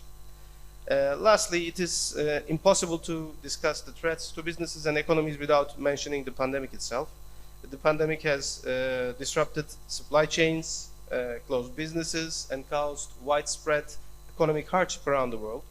The pandemic has also exposed significant weaknesses in global supply chains, healthcare systems, and social safety nets that must be addressed to ensure a more resilient future.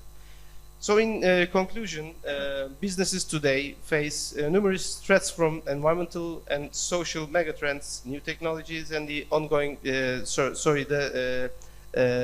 relatively finished but with some tremors ongoing pandemic. Leaders must be proactive in addressing these threats to ensure a more stable and more sustainable future for their organizations and our global economy.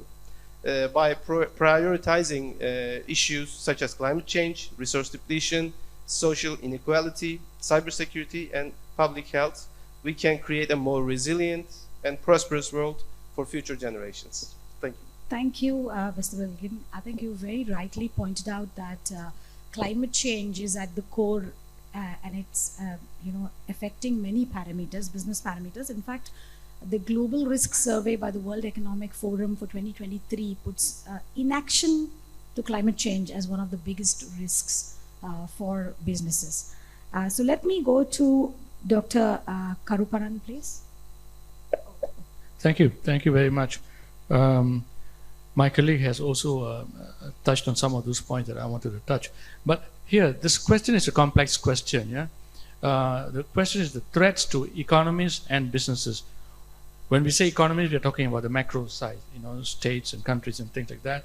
And businesses are the more micro level. So it's two ends of the spectrum. So let me try and address this question in such a way. Let me look at what are the main threats at the economies level, the bigger one, and then look on to the business levels. I would like to touch on two major threats which I see at the broader level, that's economies. Number one, I think, we all know the world has entered once again, an era of major power rivalry. This rivalry that we are looking at today is something that's reminiscent of the beginning of the Cold War, maybe even the Second World War, etc. It's a rivalry between America, Russia, and China. The war that you're seeing in Ukraine is actually between America and Russia. So if we look at it from this perspective, and many strategic thinkers do look at it from that perspective, it would suggest to us that we are in for a very long period of global instability.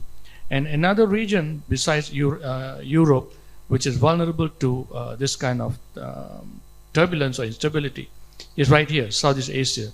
So I think, and this could involve countries like China, America, and even maybe one or two members of our region. So number one, I think the global regional instability is first biggest threat, and this is not something that's going to go away quickly. We are going to be in for it for at least for the medium term. Number two, what it actually means is that the problems we are seeing associated with this war in Ukraine, related to supply chain, shortages of certain types of products, price hikes, changing regulations, and things like that are going to be something like the norm. We are going to be expecting this more and more. We could also expect more force majeure closures by businesses because they are not able to deal with some of these circumstances on the external front. For businesses, I think this is important to take note that you are going to be faced with this kind of scenario ahead as you look forward. Now, the second big problem for economies, I think at large, is the shrinking policy space. As a result of the pandemic, many countries have taken on huge amounts of debt, with stimulus packages and things like that. Today, I think a lot of them are in a position where they are not able to undertake creative policy measures. Take, for example, Malaysia alone. The Prime Minister revealed that we are now having 1.5 million ringgit in debt and obligations, accounting for about 81% of the GDP. That leaves very little room for maneuver in this, for this country. And the budget, as you have read, actually demonstrates that there's very little room for governments to play a role. So businesses ought to be careful that if we cannot rely too much on governments to come up with,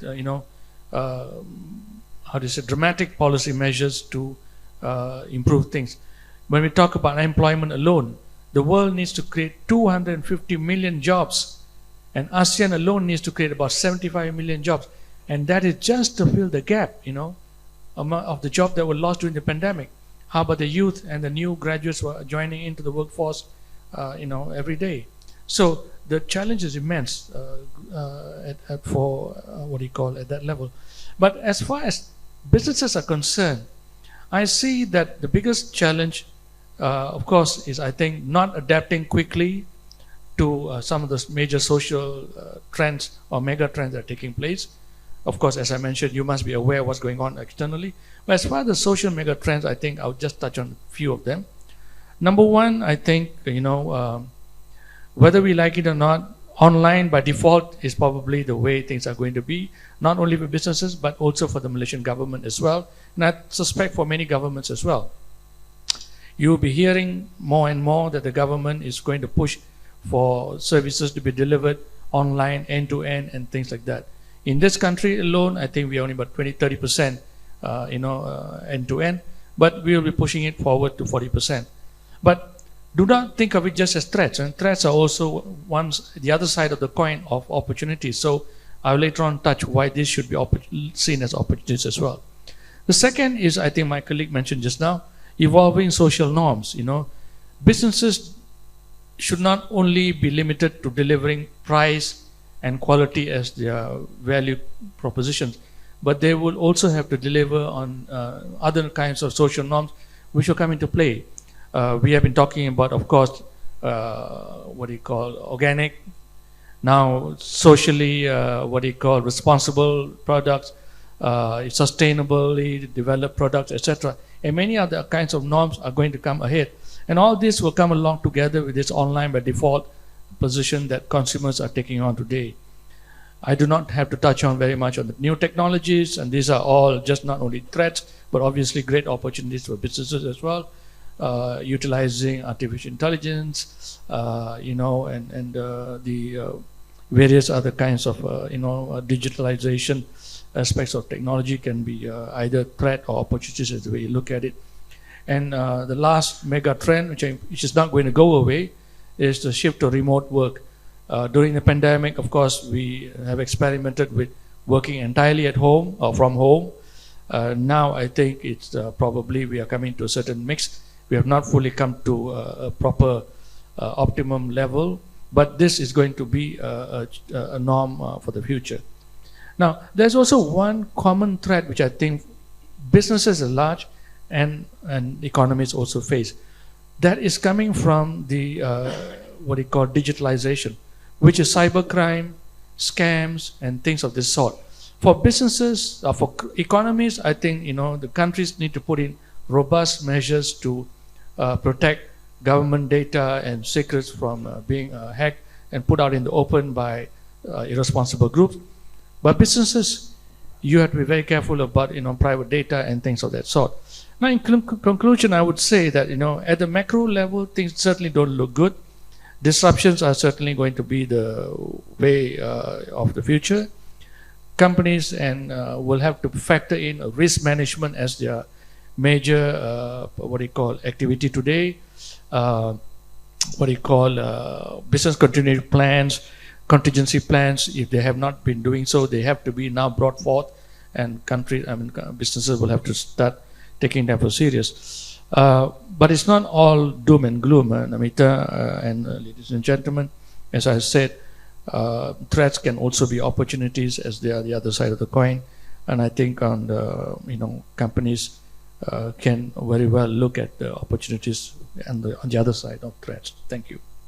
Thank you very much. I think you picked up a very relevant point in terms of what businesses need to do and how the power rivalries are impacting negatively the global stability, making countries more and more vulnerable, vying for 3 F's, the food, fuel, and fertilizer. So I think that's a very, very important point. And let me move on to Dr. Muller, Mr. Muller, for his comments. Thank you. Thank you very much. Assalamualaikum and good morning.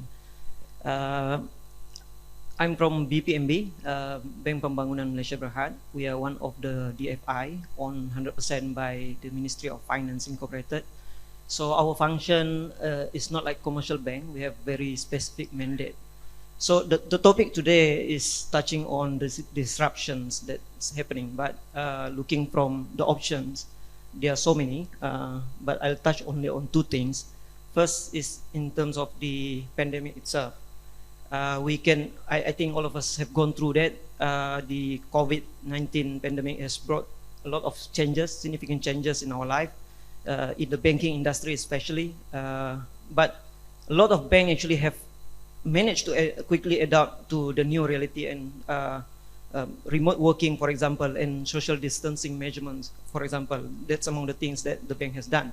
So just touching on the pandemic, one thing we can see that a lot of this digital transformation happening, and it forces bank to start looking at their system, their application, and this is where you can see that a lot of online application, payment system, whether the bank like it or not, then it moved them into much faster way to adopt to it.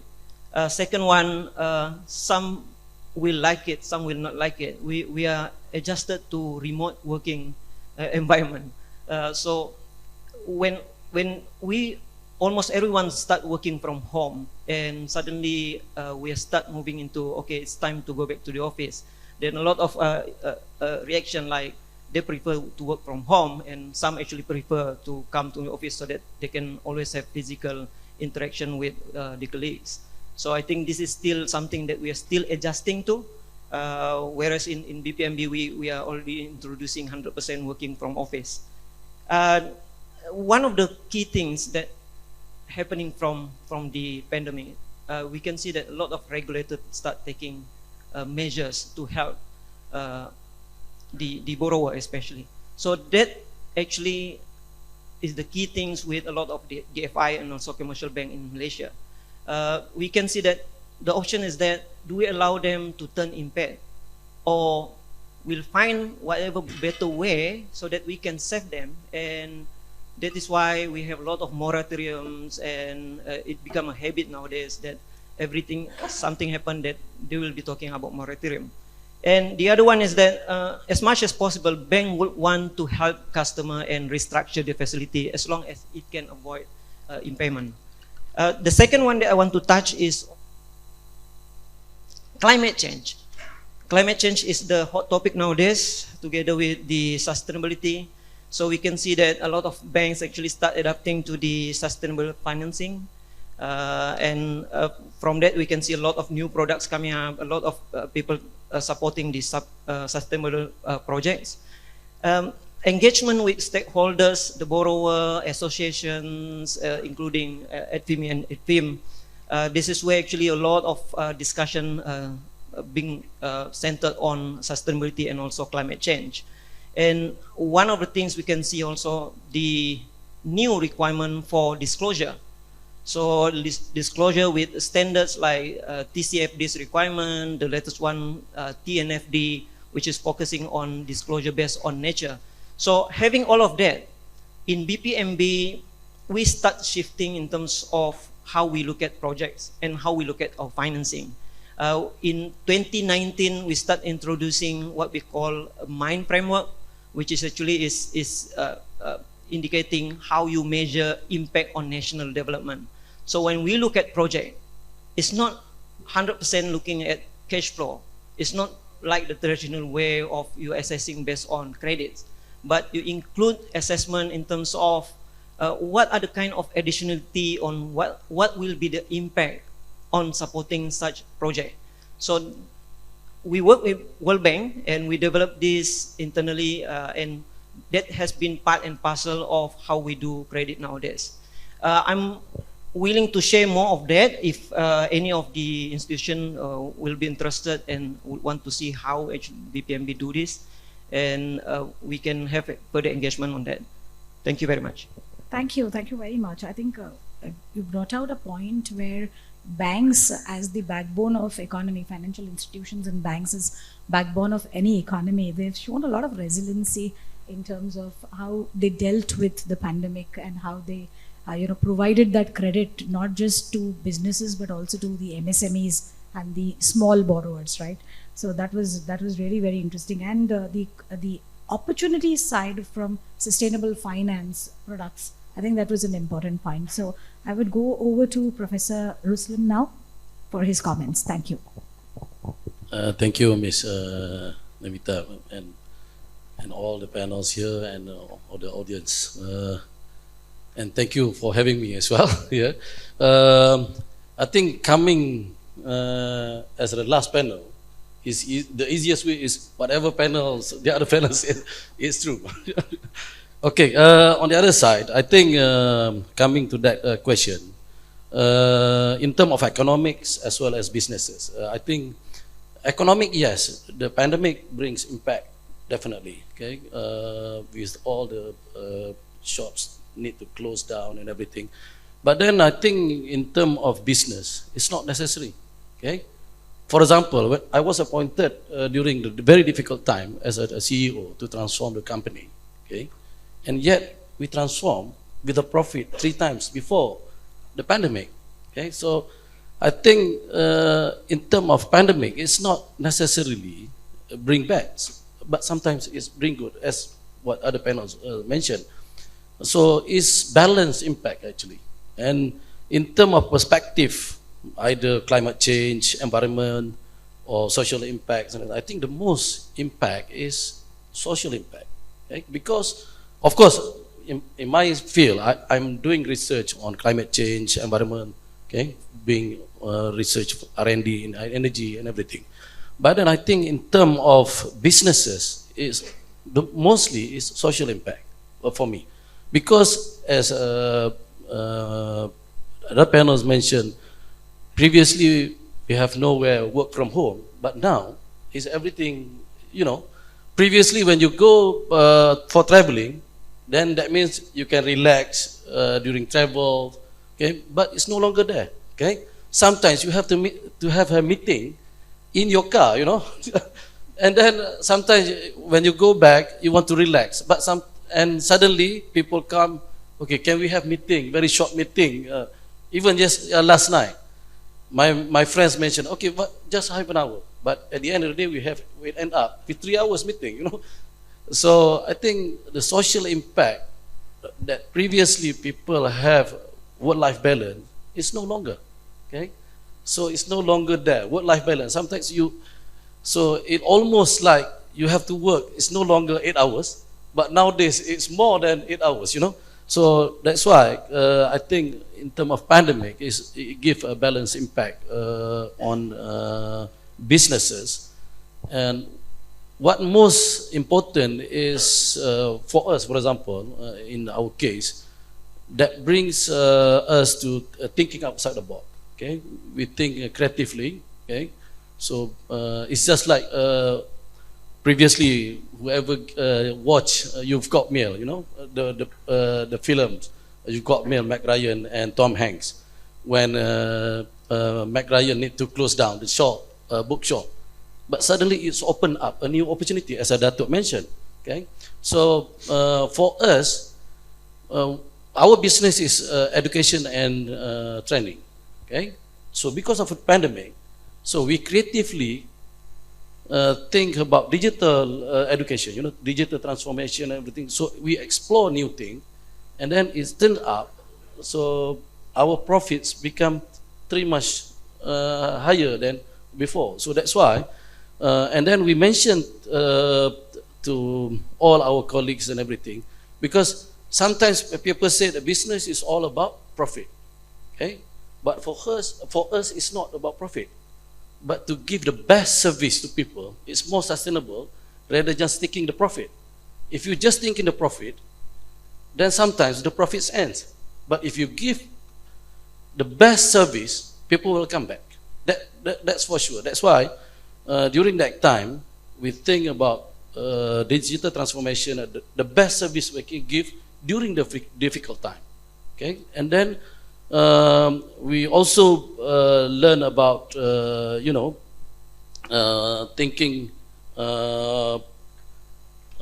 bringing a new paradigm of business and everything. So I think to answer that question simply, I think nowadays, because of the pandemic, everything changed. Okay, even in education nowadays, okay, with a new minister, okay, he's mentioned that to explore 2 years 2 years at universities, 2 years at home.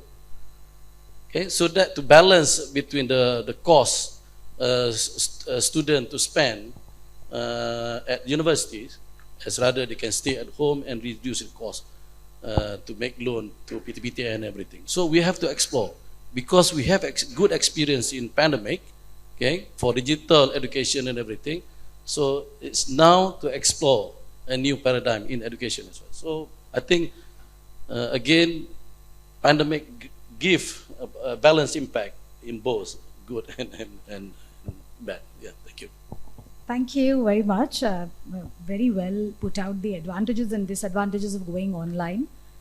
Yes, we have given up on our work-life balance, it looks like, and how new opportunities or innovations have been leveraged to create a healthy balance sheet. So thanks a lot for that input. And by the way, there were no favorites in selecting the order of speakers. It was purely by names in alphabetical order. So let me go to Mr. Bilgin now. So, you know, we're seeing increased amount of scrutiny on banks globally, also in Asia, with grading from investor groups on parameters like transparent disclosures, ESG measures, financed emissions, you know, so on and so forth.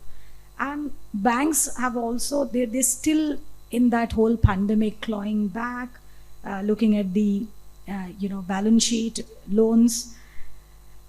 How do you see then, in that case, the leadership of banks responding to the twin challenges of post-pandemic recovery as well as climate change? You said that was one of the biggest threats. And how should you think banks then plan their strategies to retain and grow the market share in such an unprecedented environment? Because ultimately it's all about risk and returns, right? Indeed, you are right. Thank you, Namita, for your question. I believe that twin challenges of post-pandemic recovery and climate change present significant challenges for banks in emerging markets. However, with the right leadership and strategic planning, there are opportunities for banks to not only retain but also grow their market share in this environment.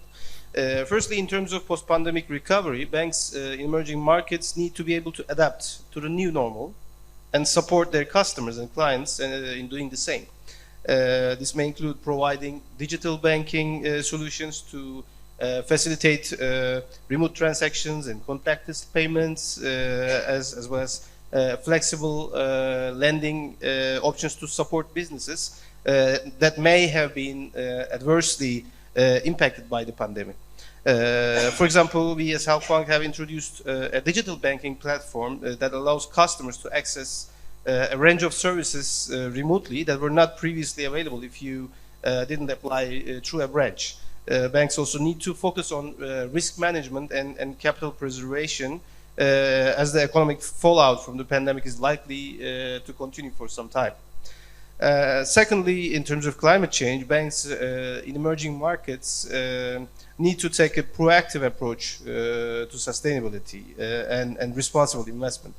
This may involve developing green finance products and services, as I said in my previous answer, and in investing in renewable energy and other sustainable infrastructure projects, and integrating environmental, social, and governance factors into their risk management and investment decisions.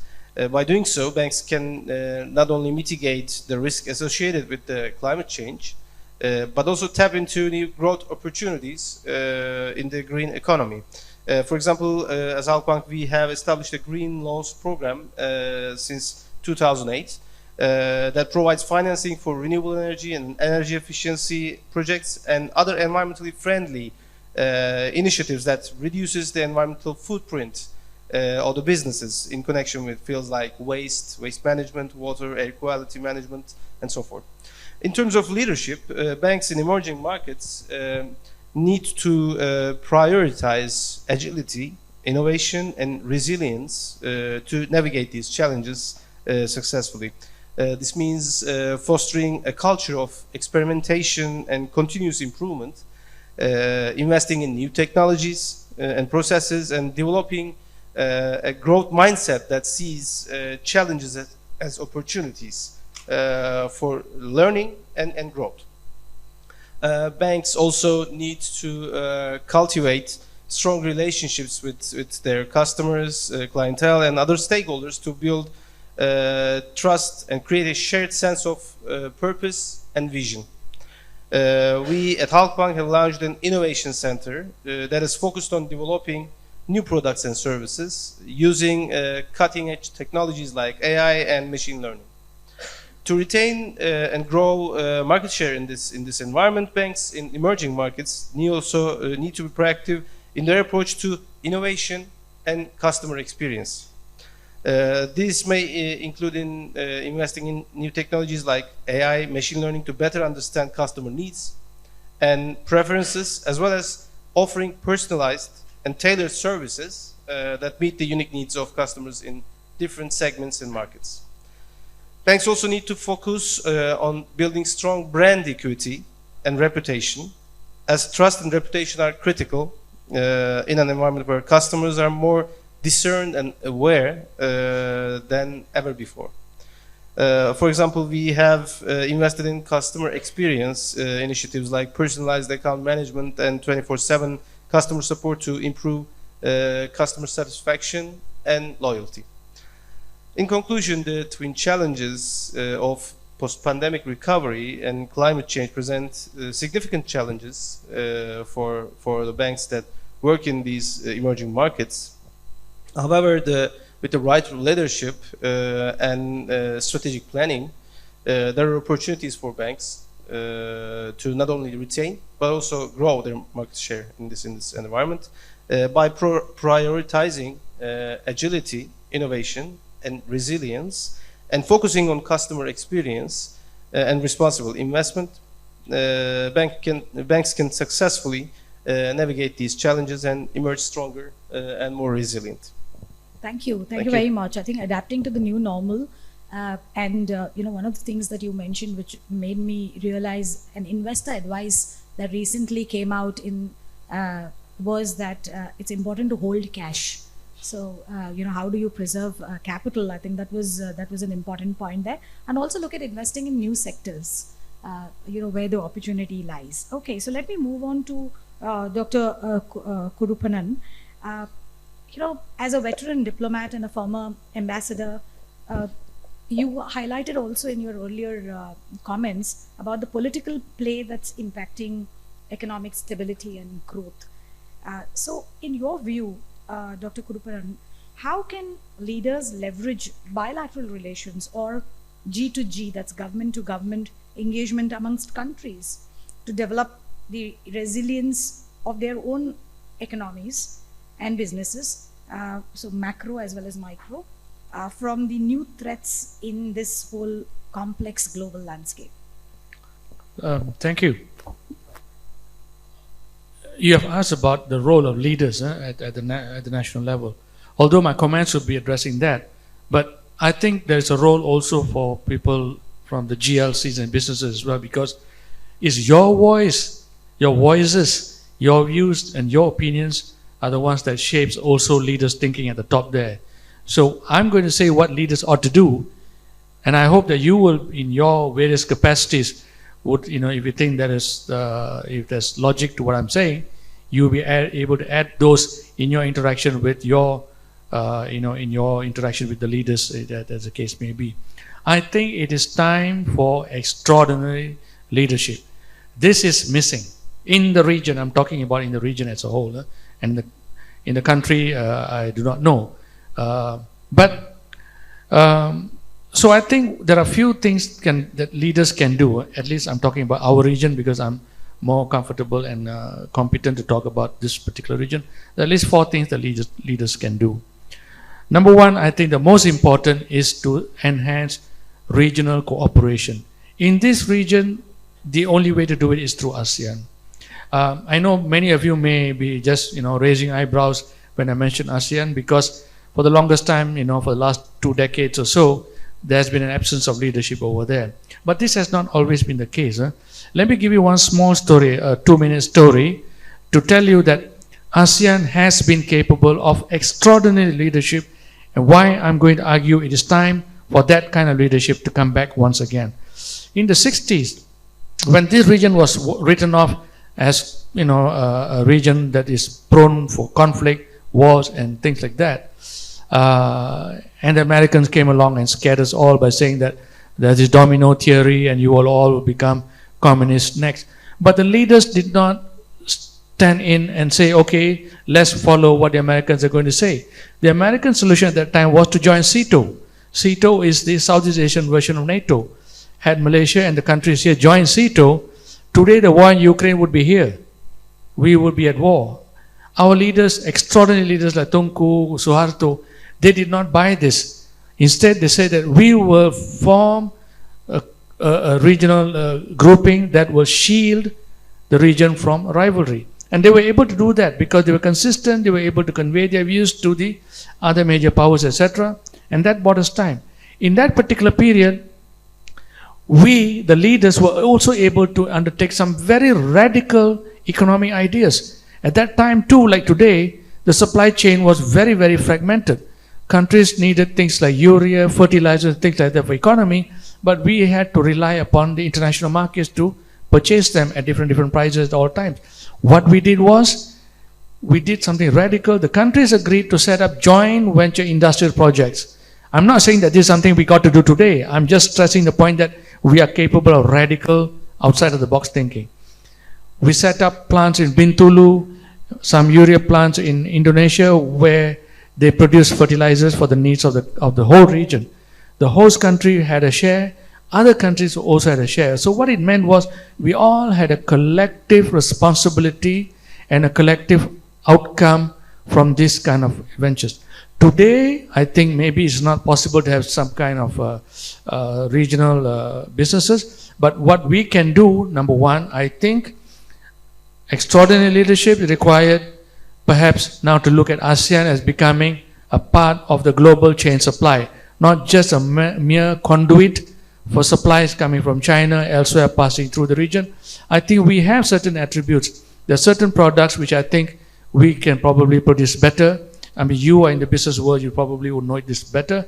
Some of the digital products, perhaps some of the agricultural products, perhaps commodities. We are already the largest producers of oil and vegetable oil, etc., etc. So I think we should insist upon our leaders to now go and work within ASEAN. We have this ASEAN Economic Community. Make sure that we can now envision this region as being a supplier in the global chain rather than just being a conduit, number one. Number two, I think we need, of course, we have to tell the rest of the world that this region, we should not choose between China and America. We do not want to go into this kind of artificial choice making.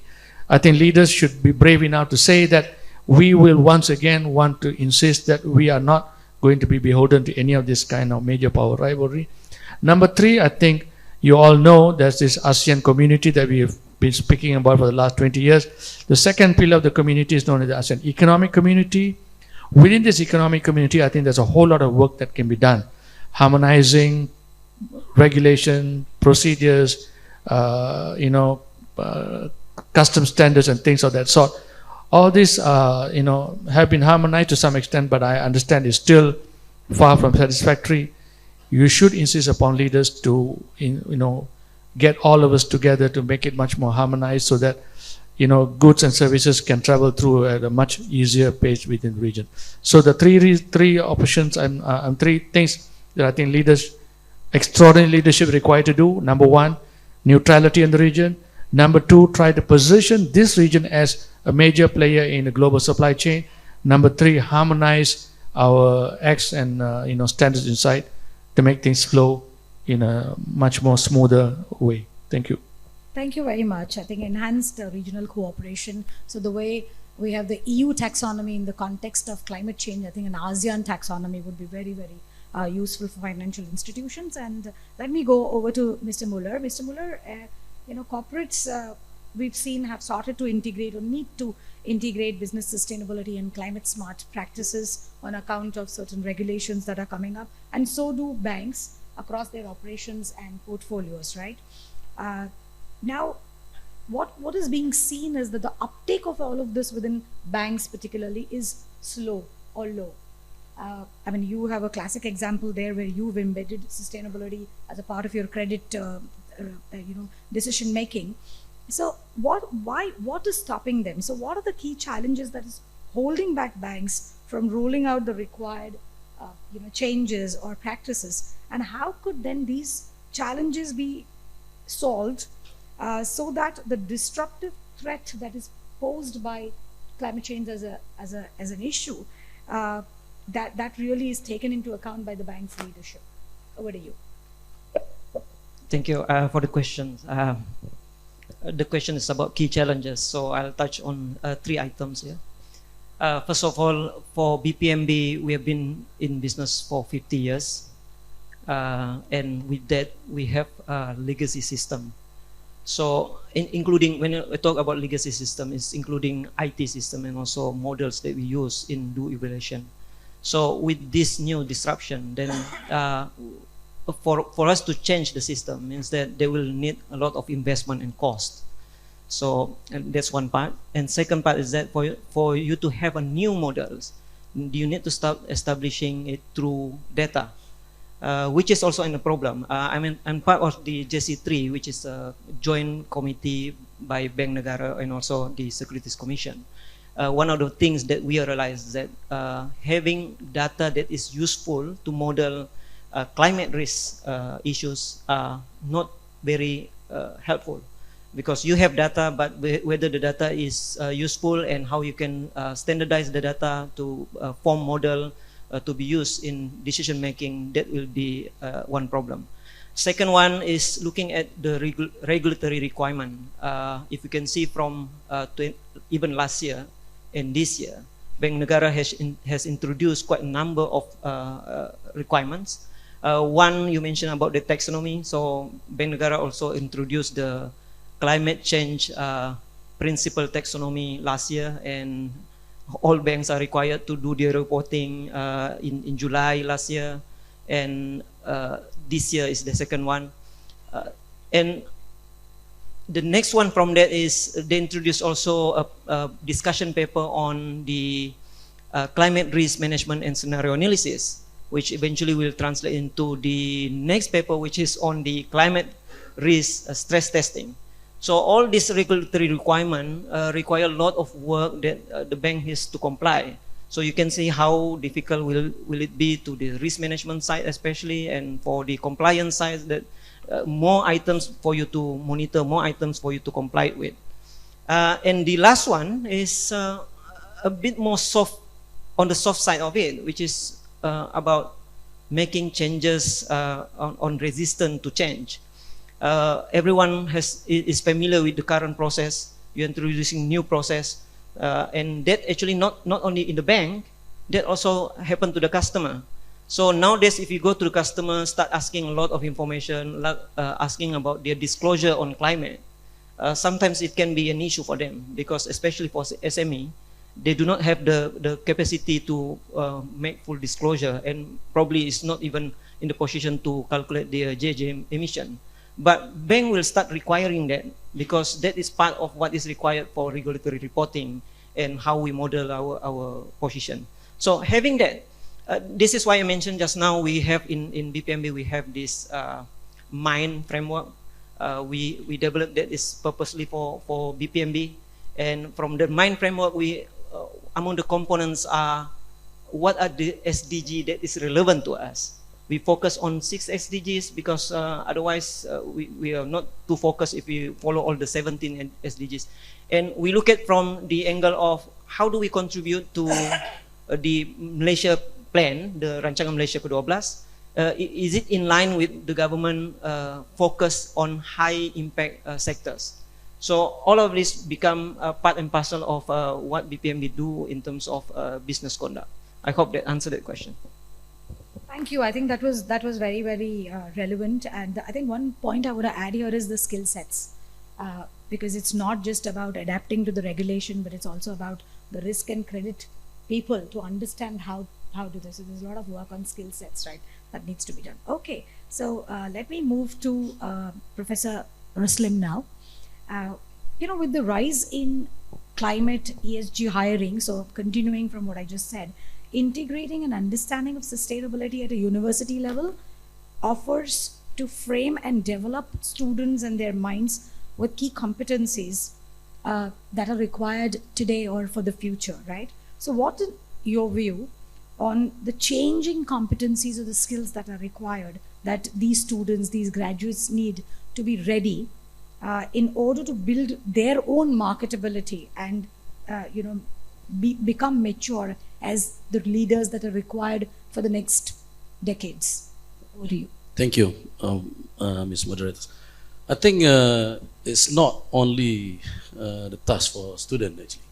It's basically the task for universities as well to look at their academic programs and everything, because there's always, when we go and meet industries or people who are hiring, they always say a mismatch, okay? Mismatch graduate, what we need and whatever universities produce, okay? And then, so the universities itself needs to look at not only focusing on the theory, but looking at the,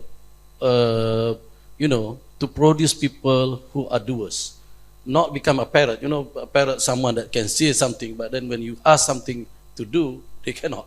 Okay, that is always a mismatch. So So the universities now need to change their curriculum to look at what's needed by industries. That's why, even though we have so many changes of government and everything, TVET is always the most important. TVET is Technical Vocational Education and Training, is always the means for Malaysia. Okay, so regardless of which prime ministers, but the TVET is always, because TVET is basically to produce people who are doers, as rather than people who knows the theories and everything. So, but then coming back to the student itself, whether they are matures or not, okay, I think the difficulties with current generation, okay, because every generation have their own traits, okay, but with current generation, okay, they always online, okay, they likes to do freelance, okay, and then if you push them, okay, they easily they easily just, okay, that's it, okay. But when we do our research, okay, the most people who stop working in one company and jumping from one another, okay, is basically the newest generation, okay. Even when they got the government job, okay, we quite surprised. If you push a little bit, then they say, okay, that's it, I want to do a freelance work, So that's why it's so difficult with the current generation. They are so fragile. And then it goes back to the Universities Act as a very popular state. Okay, very few days ago, we have this discussion in Parliament and everything. Universities and University College Act, okay, that mention the student needs to manage themselves and everything, okay, because they are banned to manage monies and everything. It's mentioned clearly in the Act, okay.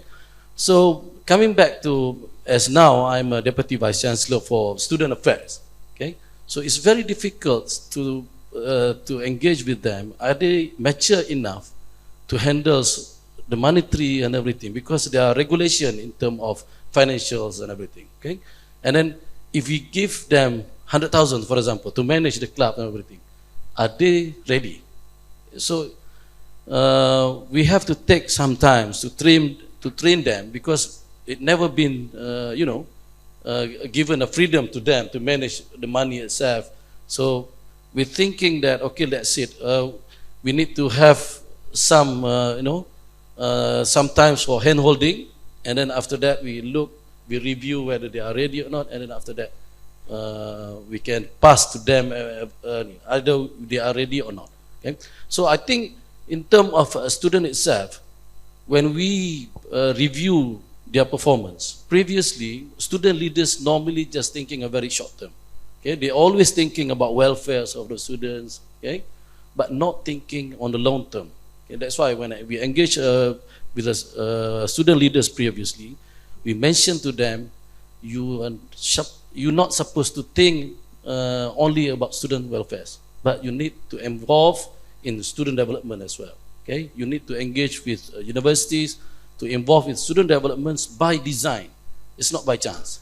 So that's why in a dynamic environment these days, okay, so basically the student leaders need to engage themselves, okay, to prepare what's required by industries, but looking at the perspective of the universities need to review whether what they supply to industries is the right attributes what's needed by industries. Thank you. I think, producing the right talent that is relevant to today's markets or the future markets, vocational training and behavioral change, making it more experiential. I think that's really important. And one of the points that you made, from short term to long term in terms of investing in development of students, I think that's a very, very good point. So since we started about 8 minutes late, I'm going to take that time and maybe go to the audience to give them an opportunity to interact with the panelists. So I would request questions from the audience. Please introduce yourself, keep your question very short and direct it to whichever panelist you want to talk to. Over. Can we have the mics?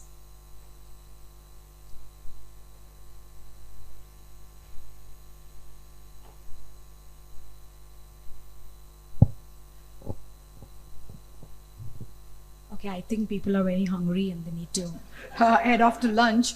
But maybe, maybe I will just go to each of the panelists and ask you to just give your comments, last thoughts in terms of how do you, what's your message for the leaders of tomorrow? Each one of you. Okay, it's okay. I can start with that. I think end of the day, it's coming back to what's the purpose of the institution. So for BPMB, for example, we know that our mandate are very, very specific. So we should focus on that. And end of the day, we have to look at how do we function and how do we eventually demonstrate how we help the economy. So it is a journey, and of course we need collaboration. We work with World Bank in terms of the model. We need to continue collaborating with the institution like AFIN, AFIMI, Ken Network, Bank Negara. So all of this will be useful for the bank to continue producing what is necessary. I think leaders need to deep dive into information. They should not be looking at just doing things as business as usual. I wanted to drive home one point, and this is for Malaysia specifically, and also perhaps for countries like India as well. I've lived in Africa, West Africa, for many years in my course of my career, and later served as ambassador in the Middle East. I realized that the whole of West Africa, the furniture was dominated by Malaysian furnitures. But none of it appears on our customs list. We don't see it here that we are exporting to Africa at all the way from Mauritania all the way down. Similarly, on the east side, you find a lot of Malaysian products over there. Later, when I went on to serve as ambassador in Beirut, I realized that it was the Lebanese who were buying it from Malaysia and selling it off in Singapore, in Africa, through Singapore. So it reflects in the Lebanese papers and the Singaporean papers, but not in Malaysian side. It just appears as exports to Singapore. Our furnitures are sold at 500 ringgit, wholesale price, sold at $5,000 in Africa. Singapore, because of the risk tolerance, they managed to get this higher value. Similarly, in the west, on the eastern side, I find that the Indian businessmen are the ones who are intermediary between the African economy and the Malaysian economy. Again, it doesn't appear in our papers or books. Appears on the Indian side, obviously. I think so. I did not do the investigation. But I think our leaders of the future need to deep dive. They need to be able to go and pinpoint and see where there are opportunities. An opportunity where you can deliver more value or extract more value for countries. Not just Malaysia, but I think all the countries as well. Thank you. Thank you very much. I know we are eating already through the lunch, so I'll try to keep it very brief. For the future's leaders, what you need to have as your core capabilities, agility, resilience, and innovation. That's what you can reflect to your organization. And how you can do this in today's world is coaching.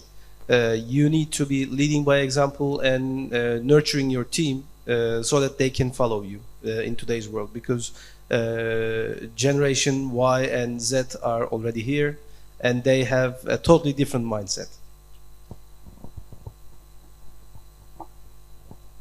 I think in terms of to produce the right leaders, I think I would like to call upon everybody's here to participate from the beginning, especially for the university's perspective. Don't wait until the universities produce the student. You need to get involved in curriculum development. Okay, come to the universities, give your input so that whatever universities produce is to produce the right leaders for futures development and everything. Okay, there are so venues you can participate. CU or faculty, even Dato become adjunct professors. Okay, visiting professors. There are so venues that you can participate in producing the right leaders for futures. I think we have here around 100 odds. I would like to get everybody's CVs, for our universities especially, okay, to appoint as either industry advisors panels or curriculum development or whatever. Okay, I think the infos that I need to give is participate from the beginning, not to wait the universities to make mistake to produce some products that you don't need. Okay, so that's all. Thank you. Thank you very much. This was a very insightful panel. And overall, the learning here is that leadership focused on continuous innovation in technology, finance, and social aspects with a close eye on risks and opportunities. I think that is essential for the next times to come. On the back of an enabling ecosystem, I think that came out very clearly. This kind of an approach would present tremendous competitive advantage to not only countries but also to businesses, who would then be able to challenge the status quo to create sustainable, scalable, and replicable models. Thank you very much to all the panelists. Your insights were truly valuable, and I'm sure there are many lessons that we will all go away with, and I'm sure over the next 2 days you'll have people approaching you to exactly know what you're doing in your business. Thanks, and over to you. Thank you, Ms. Namita, and our panelists for the inspiring and insightful discussion.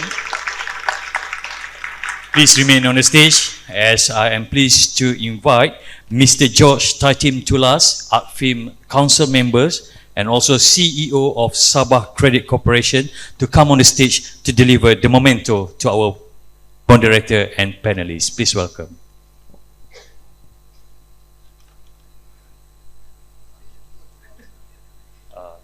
On the stage.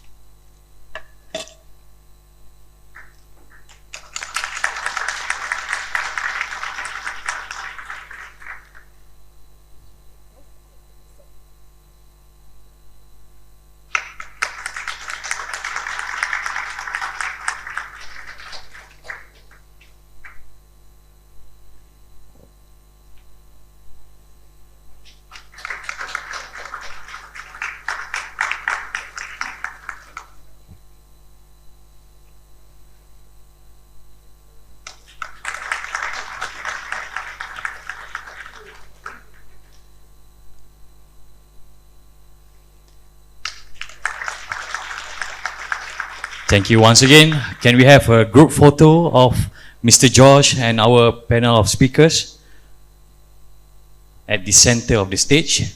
Thank you. And please show your memento received just now. Yeah, just show it to the camera. Can we have Mr. George at the center? Yeah.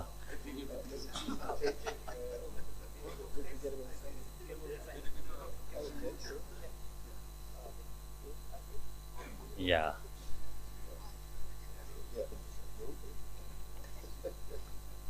All right, so smile to the camera. Thank you.